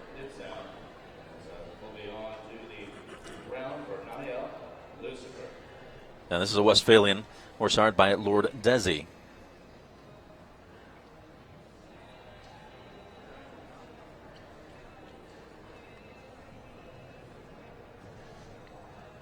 I think this is a really neat athletic horse. It is. It's a little bit quirky. It can be difficult at times. When I was talking to Niall, he said, hopefully Lucifer's good, kind to him tonight. That sounds funny when you say that. I know. I mean, is it really that good if Lucifer's kind to you? I mean, don't you have to sell your soul or something along those lines? That's true. This is a neat horse. It's got a lot of power. Niall's had this horse for a little bit. Thank God for the iWatch. I've just been given information that Teo is 28 years old. Oh, 28. Okay, yeah. Perfect. The FEI may not know that, but his friends do. Well, so far so good as we come into this triple combination. Niall had to cluck a little bit over the B element, but made it look so easy. Horse fell behind his leg a little bit there in the corner. Okay, so he's at 63 seconds over fence number 11. I think he's going to be fine if he can jump this clear. Oh, there yeah, what a nice ride. 72.52 seconds. Lucifer 5 and Niall Nassar. So Niall Nassar going clear, and we have 8 for the jump off. Time definitely not a factor for that horse rider combination. 72.52 seconds. Wow, that was a beautiful ride. It was. Had to cluck a little bit over top of that ox or the B element through the triple combination. Just yeah, the horse who didn't? Well, that's true. That is very, very true. And we're sitting close enough that we're watching the monitor, but we are right basically at the end of the triple combination with them coming toward us. So, we can hear the clucking and see the flapping of the arms, and we've got a great vantage point. Well, here's the Irish rider, James Brennan. And James Brennan once again rides for Ireland. Right, and he is partners at the moment, I think, with Lauren Crooks. Oh, perfect. This horse owned by Eva Sports. This is Cantino, an 11-year-old gelding, Holsteiner by breeding. We're started by Kalito 1. And a 27-year-old rider from Ireland. And James and Lauren were part of our excursion the other night. We went to what's called an escape room. Yeah, it's like kind of a physical, almost like it's a physical game when you get locked in several rooms and you have to figure out all the clues to get out. And he and Lauren were really good at it. So I wasn't much help, but. Okay, so those are the ones, if you're in prison, you probably, no, I'm just kidding. On that. Right. I've done that escape room once, and I think I was, they probably, if there's the weakest link, I would have been the weakest link. Yeah, that was us. Well, right now the weakest link is A of the triple combination for James. That has been a really tough combination. Yeah, well, it's possible the horse became too careful because he did have that back rail down of the oxer pretty hard, but he does not want to play with the Longines tonight. That is too bad. Well, Cantino, James Brennan, we hear that double bell, and that means they are eliminated. All right, so he's going to pick jump 1 just to have the horse jump something before he leaves the ring. But I think it's possible that because he might have stung himself when he had that jump down behind, that he just wasn't feeling like he wanted to push off the ground so well. I was thinking today, it's amazing because that rail came straight down off of fence number 9. It's amazing because those breakaway cups, I think they're one of the best inventions ever. Yes, and I didn't grow up with those, and so we took a lot of head over heels, tumbles, and yes. It's nice to know now that you can keep kicking without such a risk of going head over tea kettle. Exactly. Tracy Epp rides for Canada aboard Chicago, and they've had a fairly long career. And when I say that, this horse is only an 11-year-old stallion, as the Royal Dutch Warm Blood. And this horse is sired by Cicero Aziz van Peemel. But they have been together for a number of years so far.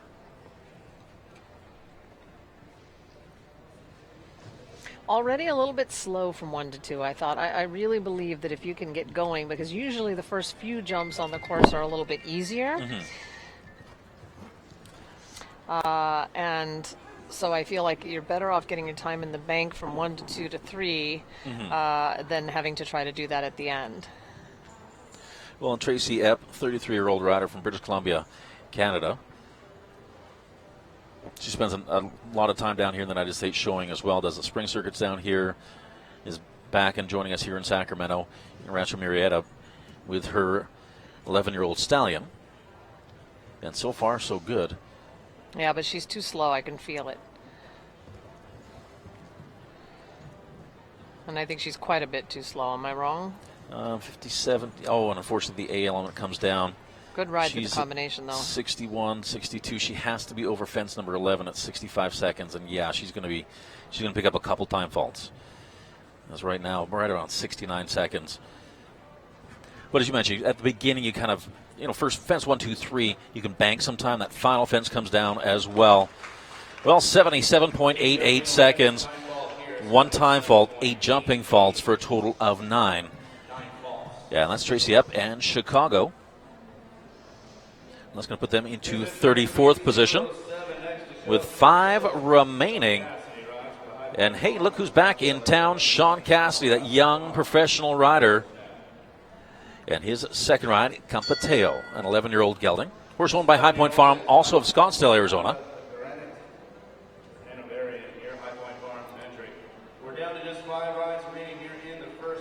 And Kapau is a Hanoverian sired by Kotoki, an 11-year-old gelding.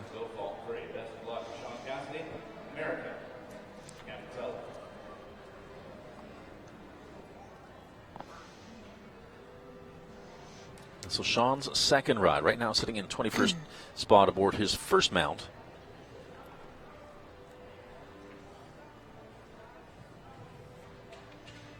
Yeah, this horse is a very good jumper. Well, 24-year-old professional rider, as you mentioned, he rides well beyond his years. Right. He's a very, very good rider. Now, coming in the original 49th spot here in the order of go, his first ride was 10th. Right, so that's a long time to sort of cool off. And yeah, and especially at night, I think it's a little bit hard to get your blood going again. But if you've got a little nerves, that helps too. A little bit of adrenaline. Oh, surprised he jumped that as well. Ooh. He ended up so far in with his track. I just don't think he was lined up very well.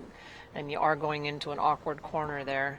Yeah, and you mentioned earlier, they're jumping straight towards, you can see right now, just jumping straight towards. There's the clock there. There's the in-gate. Right. There's a lot of distraction there. And even though it is a simple and a vertical, I think they look down at the little picket gate that's underneath it, and then they look up at the Jumbotron, and they see the out gate, and it is just, and the lighting's a little funny over there. But the more experienced these horses and riders become, the less those sort of distractions matter.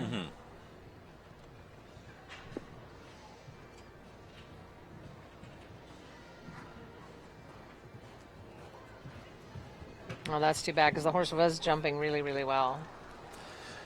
Oh, that is too bad. So 12 jumping, the 8 jumping, and the 4 time.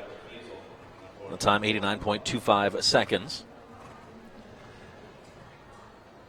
That's going to put him into 35th place. Kapau and Sean Cassidy.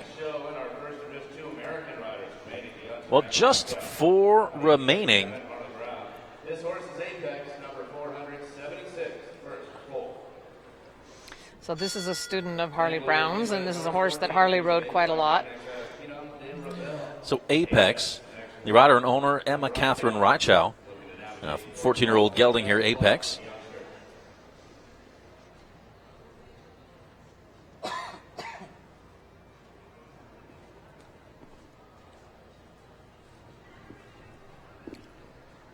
And a young rider as well, young rider riding for the United States, first of just two American riders remaining, and already 8 in the jump-off. Yeah, she got 9 strides up there, but very easily. And this horse has turned out to be such a good horse for a young rider. He's really consistent. He's just a good guy.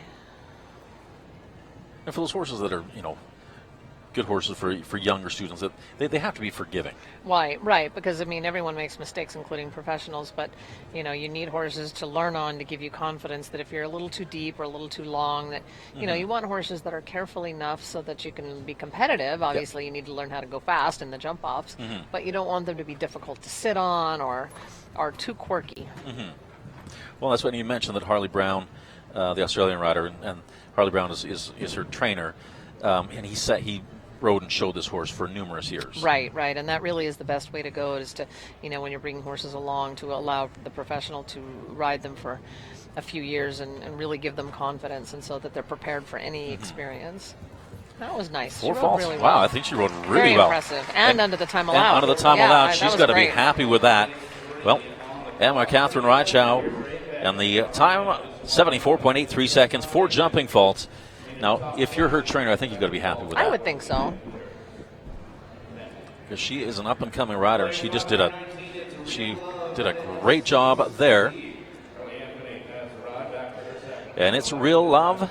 Van Den Sims Z is our next horse, a 10-year-old chestnut mare. And Carly Anthony for the United States. She's back in the ring. Brought originally from the state of Washington. Now is somewhat based out of Florida, but she's on both coasts. And on the West Coast, too. Yeah, she's been doing quite a lot of these West Coast horse shows this year. And this is a Zangashata 10-year-old chestnut mare. Fairly new mount for Carly Anthony. Now this is Carly's second ride.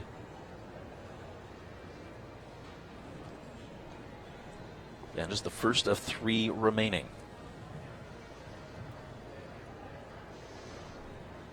I'm partial to chestnut mares. I like them. Some people think they're a little bit too quirky, but I do like them. And I think if you can get a good one, then they're hard to beat. They just have a little more heart or more. Well, more they're just they're fight. they're feisty, but yeah, I just I happen to just like them. And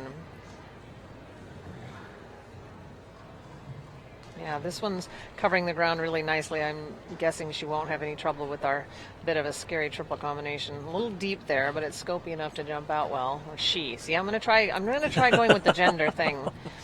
But since everything's gender neutral these days, I guess it isn't really such a problem anymore, right? It's a beautiful chestnut mare, and I'm sure at this point in time she probably won't take offense to that.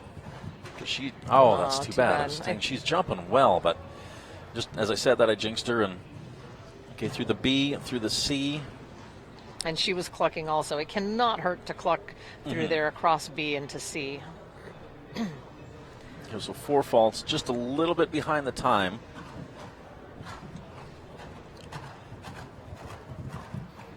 Oh, will she make it? Nope, 75.55 seconds.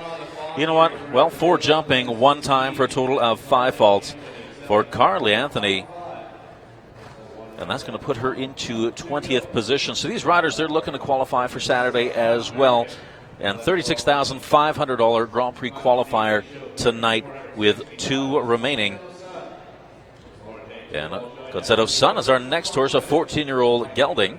And that's rider from Langley, BC. In fact, from Fort Langley, BC, Laura Jane Tidball, riding for Canada.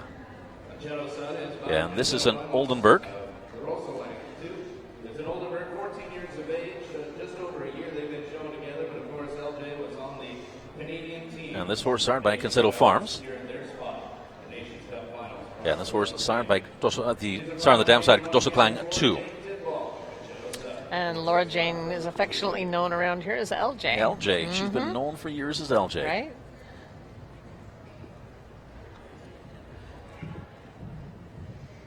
Good ride there. I like this horse. That's unfortunate. But these days, I think most of the horses that you see in modern sport have a lot of blood. So they've got a lot of energy, and they're very thoroughbredy and active. And with the tight time allowed, you really need a horse that wants to go forward. The older, kind of warm blood feeling cold types really aren't cutting it so much anymore. Maybe with a brilliant rider that can put more life into them, it works. But for the most part, I think the modern sport horses become much more thoroughbredy and light again. And that's so they have their own motor. Right. I mean, not that you don't need a spur on occasion, but they're very, very forward. Light forward types are really what you need for these types of horses these days, I feel. Well, especially because, as you mentioned, I mean, that you mentioned the time allows, and the time allows, not that they're not fair, but they're you see more and more course designers wheeling their courses, like actual hand physically wheeling their courses. Right.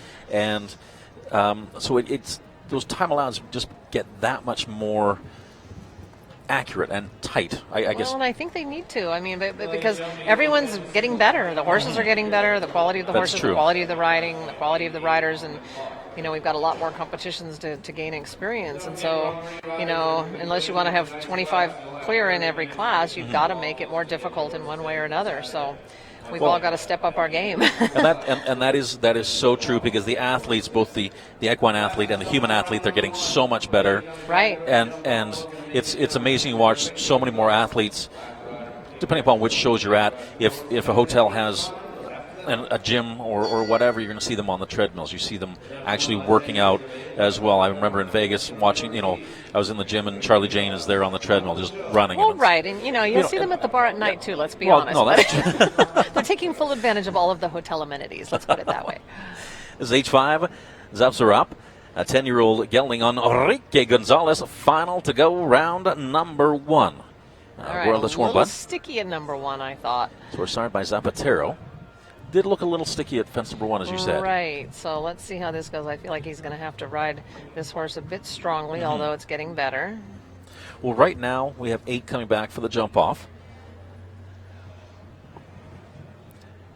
And we know that Eduardo Meneses was the first to go clear, and that is a partner in the equine business with Enrique Gonzalez. So I'm assuming they would have conferred as well, and okay, this is how things. I mean, Enrique, this is his second ride. He's a professional rider anyway. He's right, on the top of they've his game. got time. I mean, they're partners, but at the same time, they've the business has clients, Well, that's true. And they have to coach too. So Enrique may take his students and walk the course with them, and Eduardo may walk the course with his. So, that was about the hardest lucky rub you could have, huh? That's true. I mean, you could hear that across the street at the hotel. That's very true. No, and that's right when you said about their clients, because Caroline Lynn was in this, as well as that young rider Carlos Hank Guerrero, also their clients as well. So they have. Not so lucky at the last jump. And a time fall. Wow, I thought he was going to do it. I was listening to you, don't get me wrong. No, but I really thought he was going to have a clear round. That was just too bad. Oh. It's amazing. Fence number 9, he had a really hard rub. That one stayed there. And 13, not the hardest rub, but unfortunately, just the angle he hit it at, it came down. His luck just didn't quite hold out. Well, so 8 to come back for the jump off, as we're going to have just a minor little break. And the 8 riders coming back for the jump off. That's Eduardo Meneses for Brazil aboard H5 Quintol. Wilhelm again, Bugatti from Germany, Eric Nave Katipso from France, Carew for Mai Tai from the USA, Kenneth Vinther, Colicchio for Denmark, Jennifer Gates, and Alex for the USA. And Carl Cooke qualified. All right, so we're going to be back in a minute qualified here aboard Caillou. As our well-dressed course designer sets up our jump-off. And we have Nael Nassar for Egypt and Lucifer 5. So those 8 coming back for the jump-off round. And I think we're going to be in for a great jump off. So we're going to let them do their business here in the ring, and we will be back with you for the jump off.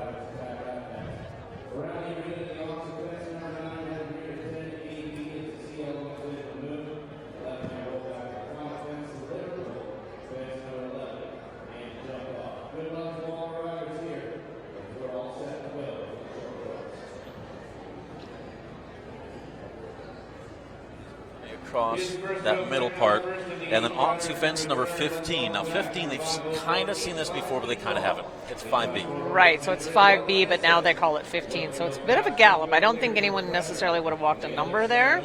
It's just off your eye with a bit of a gallop and an inside track. And we're calling it 15 because actually it used to be a vertical, now it's an oxer. So it has to have a new number. So off of that, left-hand turn on fence number 2, and then they go 8, 9, 10AB, and 11. So most of this track they've already seen. Well, right, and it's, from our jump 4 to jump 15, which is our first line of the jump off, it's off your eye and galloping, and then again from 2 to 8, it's off your eye and galloping, and then you can make a pretty, however comfortable you feel, turning tight back to the oxer, and then still going to be the 6 strides to AB, and then a tidy roll back to 11. But there's not any options here really, other than just galloping and being double clear. There's no really special inside turns you can make that I can see from here. Well, we start with the Brazilian Olympian Eduardo Meneses, H5 Quintol. They are fast. We know they can be super fast. Nicely done, as you mentioned, is riding off your eye from fence number 4 to 15. Right, he did 9 strides there. Nice ride to fence number 2. Kept coming forward through that turn. Ooh, clever there. 9 and 8. This horse has such a big step. And it has so much experience. We still have got to do 6 strides into the double. He landed a little to the right. Oh, this is pretty quick here. This is super fast. Wow, clear round, 37.50 seconds. Eduardo Meneses from Brazil, H5 Quintol. Well, 37.50 seconds. He was super efficient. As you mentioned, coming through that combination that was still remaining in, landed a little bit to the right-hand side of that. Everything in the jump-off always comes down to inches. It does, and I think that's going to be tough to beat. When you go first in the jump-off and you lay down a fast clear like that and people try to catch you, I mean, I think to some degree the way this jump-off is set, it's not really about trying to beat someone else. It's about following the plan that you make for your horse and knowing that a strong double clear is going to get you a good ribbon. But I think that Eduardo's horse, he could still very well win this class having gone first, because that horse covers so much ground. Okay, so here's our second rider. Rides for Germany. Wilhelm again and Bugatti, a 12-year-old gelding. Time to beat 37.50 seconds. That's our time to beat. Super fast, nice, efficient. I don't know how he gets away with such long reins. I got in trouble for it. 1, 2, 3, 4, 5, 6, 7, 8, 9, 10. Okay, so he did 1 extra in the line there, but I think he landed a little bit maybe more efficient. Okay, so let's see where he is at fence number 8. Right, and this horse has seconds. a great step, but not as big as Eduardo's horse, so he did add a step in that line too, but I think he was quicker there. So he's got 10 seconds to get home. Less than 10 now. Oh, very tidy here. So Nice, he was nice quicker turn. there, but he's not going to make it past Eduardo, I don't No. think. There's Not that quite. finish line. Okay, so just about a second behind, 38.44 seconds. As you mentioned, Eduardo Meneses' horse has a huge stride. Right, so he had that advantage of being able to do basically 2 less strides in the lines than Willem did. Well, and this course in the jump-off really has a lot of galloping space. Right. Sometimes you don't find that in jump-offs, but this one seems like from fence 4 to 15, those first 2 fences, there's a lot of room to gallop. You can gallop through the corner to fence number 2, a long gallop to 8. So it obviously would play into the hooves of Eduardo's horses, or his horse, because his horse has such a big stride. Right, and yeah, because the turns here aren't so tight, so really you have an advantage if you've got a horse with a big step where you can leave steps out. Well, this horse also has a big step. Gatipso and Eric Neve riding for France. I predict that Eric is going to be tighter back, rolling back to number 2 than anyone else. One thing about Eric's horses is they land and they're looking for that next fence. He does a great job at training him for that, or them for that. Right, and then there's the 9 strides like Eduardo did. Oh, I'm wrong. You know what? He's not tidier, but he is fast. So Wilhelm was right around 20 seconds over top of this fence. Oh, that was a really nice hard rub. Okay, so Eric is just a little bit slower than Eduardo Meneses. Well, then he's going to have to make it up here to the last jump if he can. Nice turn. I think that's tidier. No, I don't think he can do it. Nope, not there. Okay.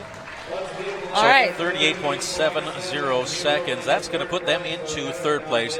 So far, 3 double clears. But 37.50 seconds. Eduardo Meneses just that much faster on course. You know, as I said, this is really not that easy to be faster than anybody else. It depends a little bit, I think, on do you have a horse that's quick in the air, because there's no inside turns to make. You can be tidy, but there's only so tidy you can be rolling back to these oxers. That's true. So, Eric did the same numbers as Eduardo did. I don't know. I think I'm trying to look at this list and see. Oh, I think Jennifer Gates' horse is very quick, actually. She could be very quick in the air. I think this next horse actually is really quick as well. Always. Always super, super fast.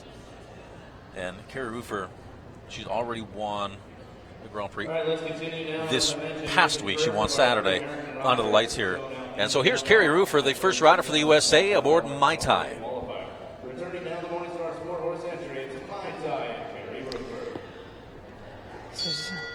I mean, this horse super efficient over top of the fences. And I think, I mean, so is Eduardo's. So I don't know. I think it's all going to come down to they're going to be within a second of one another. There's just not that much you can do with this jump off as far as trying to be tricky. You could perhaps be a little bit more direct from between the first two jumps here. Let's see. Yeah, it's still going to give you 9 strides. There's no really leaving that out. And you've got to get square to this one. Because none of these auctions, they didn't narrow any of the auctions for the jump off. No, you've still got to go clear number 1. So, oh, she's quick there. And then she's going to put a bend in the 6 to make it fit. Nice ride, Nice ride. Can she do it? She's going to make that turn. Nice quick turn. It's close. I think she's got it. You think so? Yep. Come on. Come on. Oh, yes. She did it. 37.22 seconds in the first place. Carrie Rufer and a Mai Tai taking over first place, top of the leaderboard. $36,500 Grand Prix qualifier. I think Carrie's the one you want to take with you to buy lottery tickets, because she's like an ATM machine these days. She is amazing. She loves her horses. Her horses love her. You can tell she is super happy with that. Always, anytime you can move in the first place, yes, you're going to be happy, but her horse just responded so well. Oh, that was just beautiful. All right, so I think Kenneth is very fast and he's got a long eye, so you can't underestimate this combination's speed, even though this horse does dwell a bit in the air. He's not super fast in the air, but Kenneth, if anyone can leave more steps out, it would be Kenneth, because this horse covers so much ground. So Kenneth Vinther for Denmark and Colicchio. Time to beat 37.22 seconds. All right, he's a little slow there already, but 3, 4, 5, 6, 7, 8, 9, but he loped the 9. That was huge. Wow. Oh, he's pretty tidy here. Let's see. Oh. Little kick there. Yeah, and he's a careful horse, so. Okay, now he's got to fit 6 in. I think he's a little too direct here. He's going to have to work at this a little bit, but well done. A, there's the B. Okay, so 37.22. Oh, he's tight. Oh, Devin. Oh, what a run. Wow, 38.20 seconds. He jumped that last oxer at such an angle. That was truly amazing. Yeah, oh, he nearly fell off kissing him. No, but that's the thing. I mean, that was brilliant. That was a...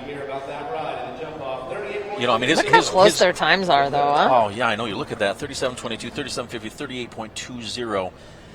So Kenneth not too far behind. And he was almost jumping into the stands at fence number 11, that last fence. And his horse just knows where its body is willing to take those spots. Yeah, and he really trusts that horse. And the trust, is mutual. So he can leave at an angle from a mile away. And the horse is just comfortable with that. And I don't know if he's planning on going Saturday night, but I'm guessing he is. I mean, I think that horse is ready to move up. Well, Kenneth did show Colicchio in the million this last spring, in Coachella Valley. So he's already kind of at that level as it is. Well, yes, except the million now is not a meter 60 yes, anymore. that's So true. a meter 60 in an indoor is a lot bigger than a meter 50 outdoor. That's true. A meter 60 inside is a lot bigger. So 3 remaining, and the first of just 2 American riders remaining. Jennifer Gates aboard Alex. Alex, a 14-year-old gelding. This could be a really fast ride. Well, she's certainly going to give it the old college try, I would think. So 37.22 seconds. That is our time to beat.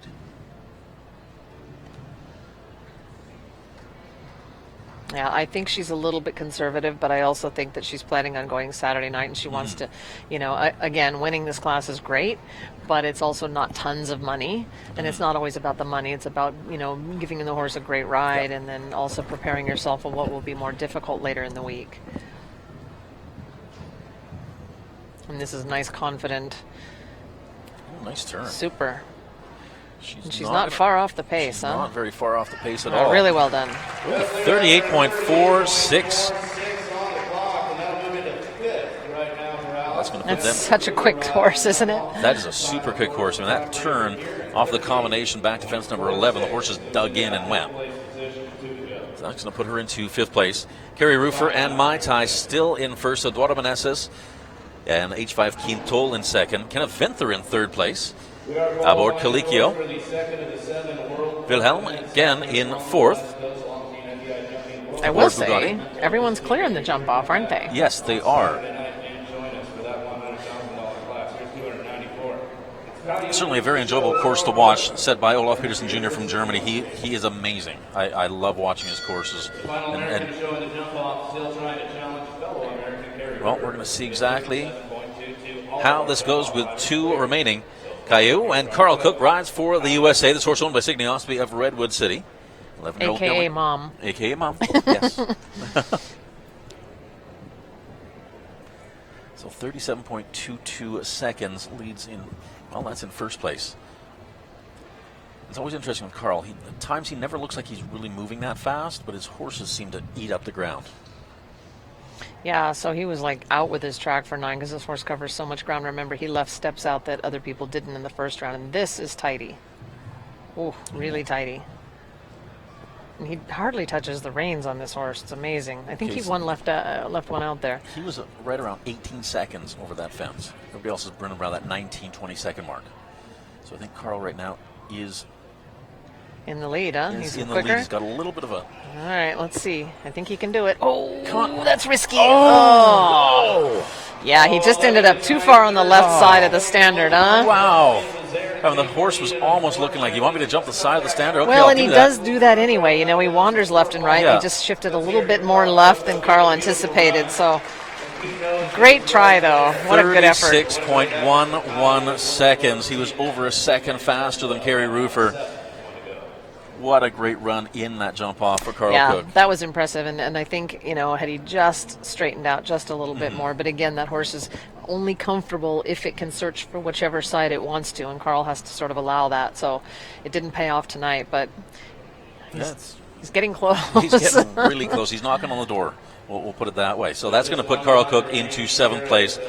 36.11 seconds. Carl Cooke definitely had the time. Unfortunately, that final fence down. Now, final entry, he knows the time 37.22 can be better. We just proved that with Carl Cooke. But we're going to see exactly how this goes. This is Lucifer 5 and the rider for Egypt, Niall Nassar.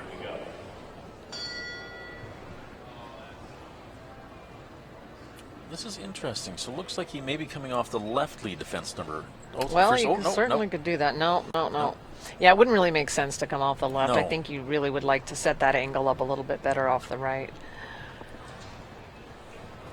I'm thinking he's going to not go crazy. But Niall Nassar, if he wants to go fast, he certainly has the ability.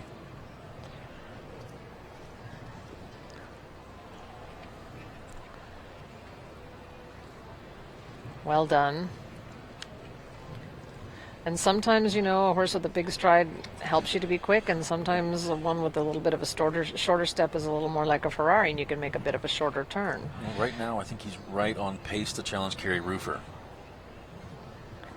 Makes a nice turn here, which he does. Horse digs in. Oh, look at that. Look at that. Oh, he does it. 35.83. What a ride. That was impressive. Wow. Did you see his legs drop down in the middle of the oxer and then pull it back out? He really took a chance there, and it paid off. That is absolutely amazing. Really impressive, Niall. Absolutely fantastic. Well, Niall Nassar, beforehand, we talked about Lucifer, and he said, well, hopefully Lucifer's going to be nice to him tonight. And you know what? Lucifer, that horse, got to say, Lucifer is a super horse, Niall, super rider as well.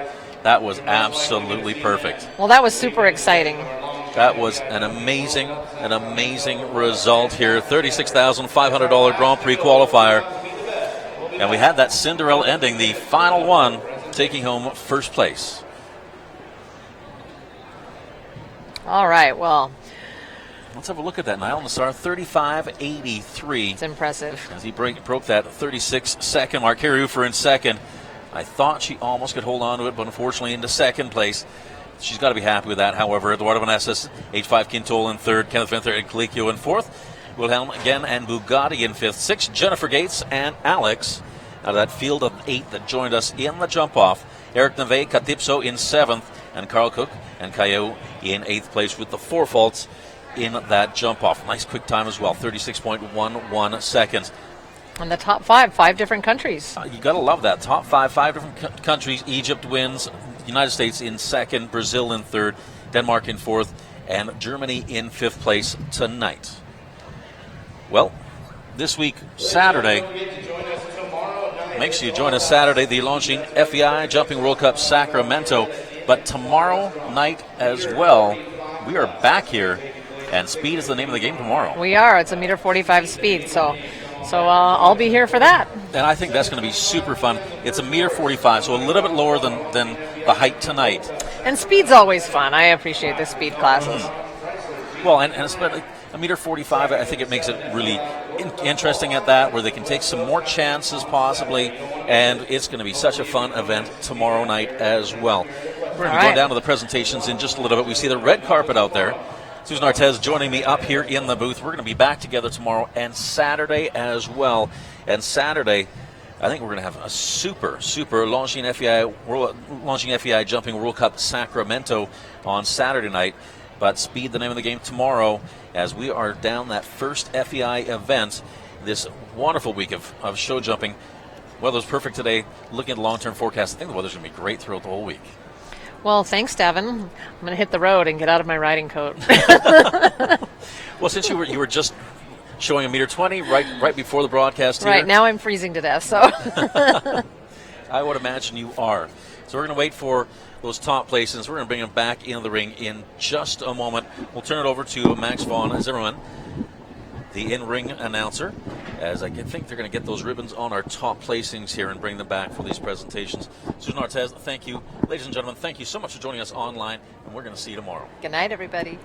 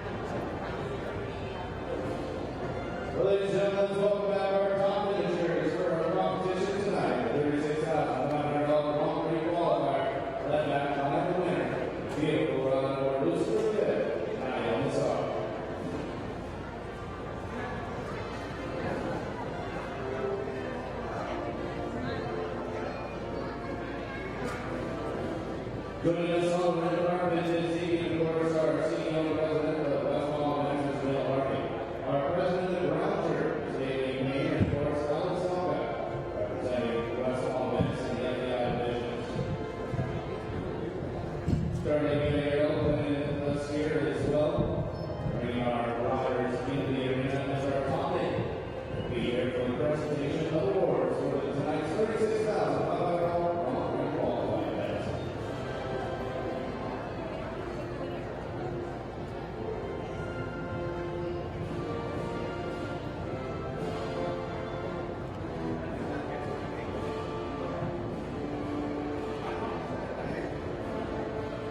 Without further ado, let's introduce you to tonight's champion once again. It's Lucifer the Fifth with a great ride in the jump off the table, ring for the entry table, Marino USA.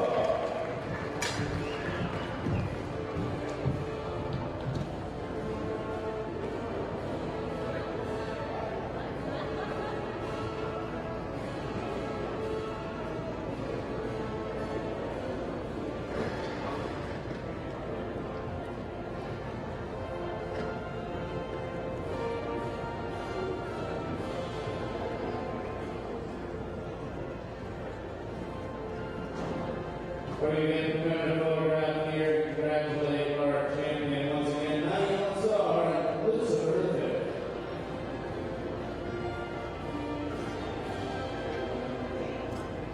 Let's walk the line in the arena winners. It's my time, Katherine Brewer taking home second for non-star sport horses.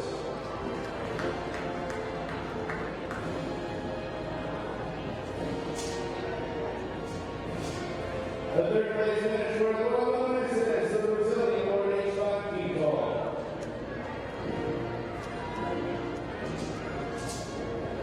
Your fourth place award goes out to Kenneth Winter for the Holsteiner 40 kilos.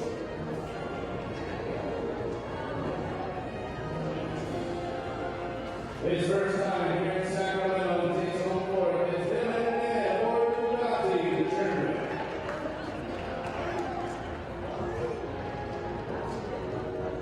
A sixth place finish for Jennifer Riggs, riding the race table centric Alex.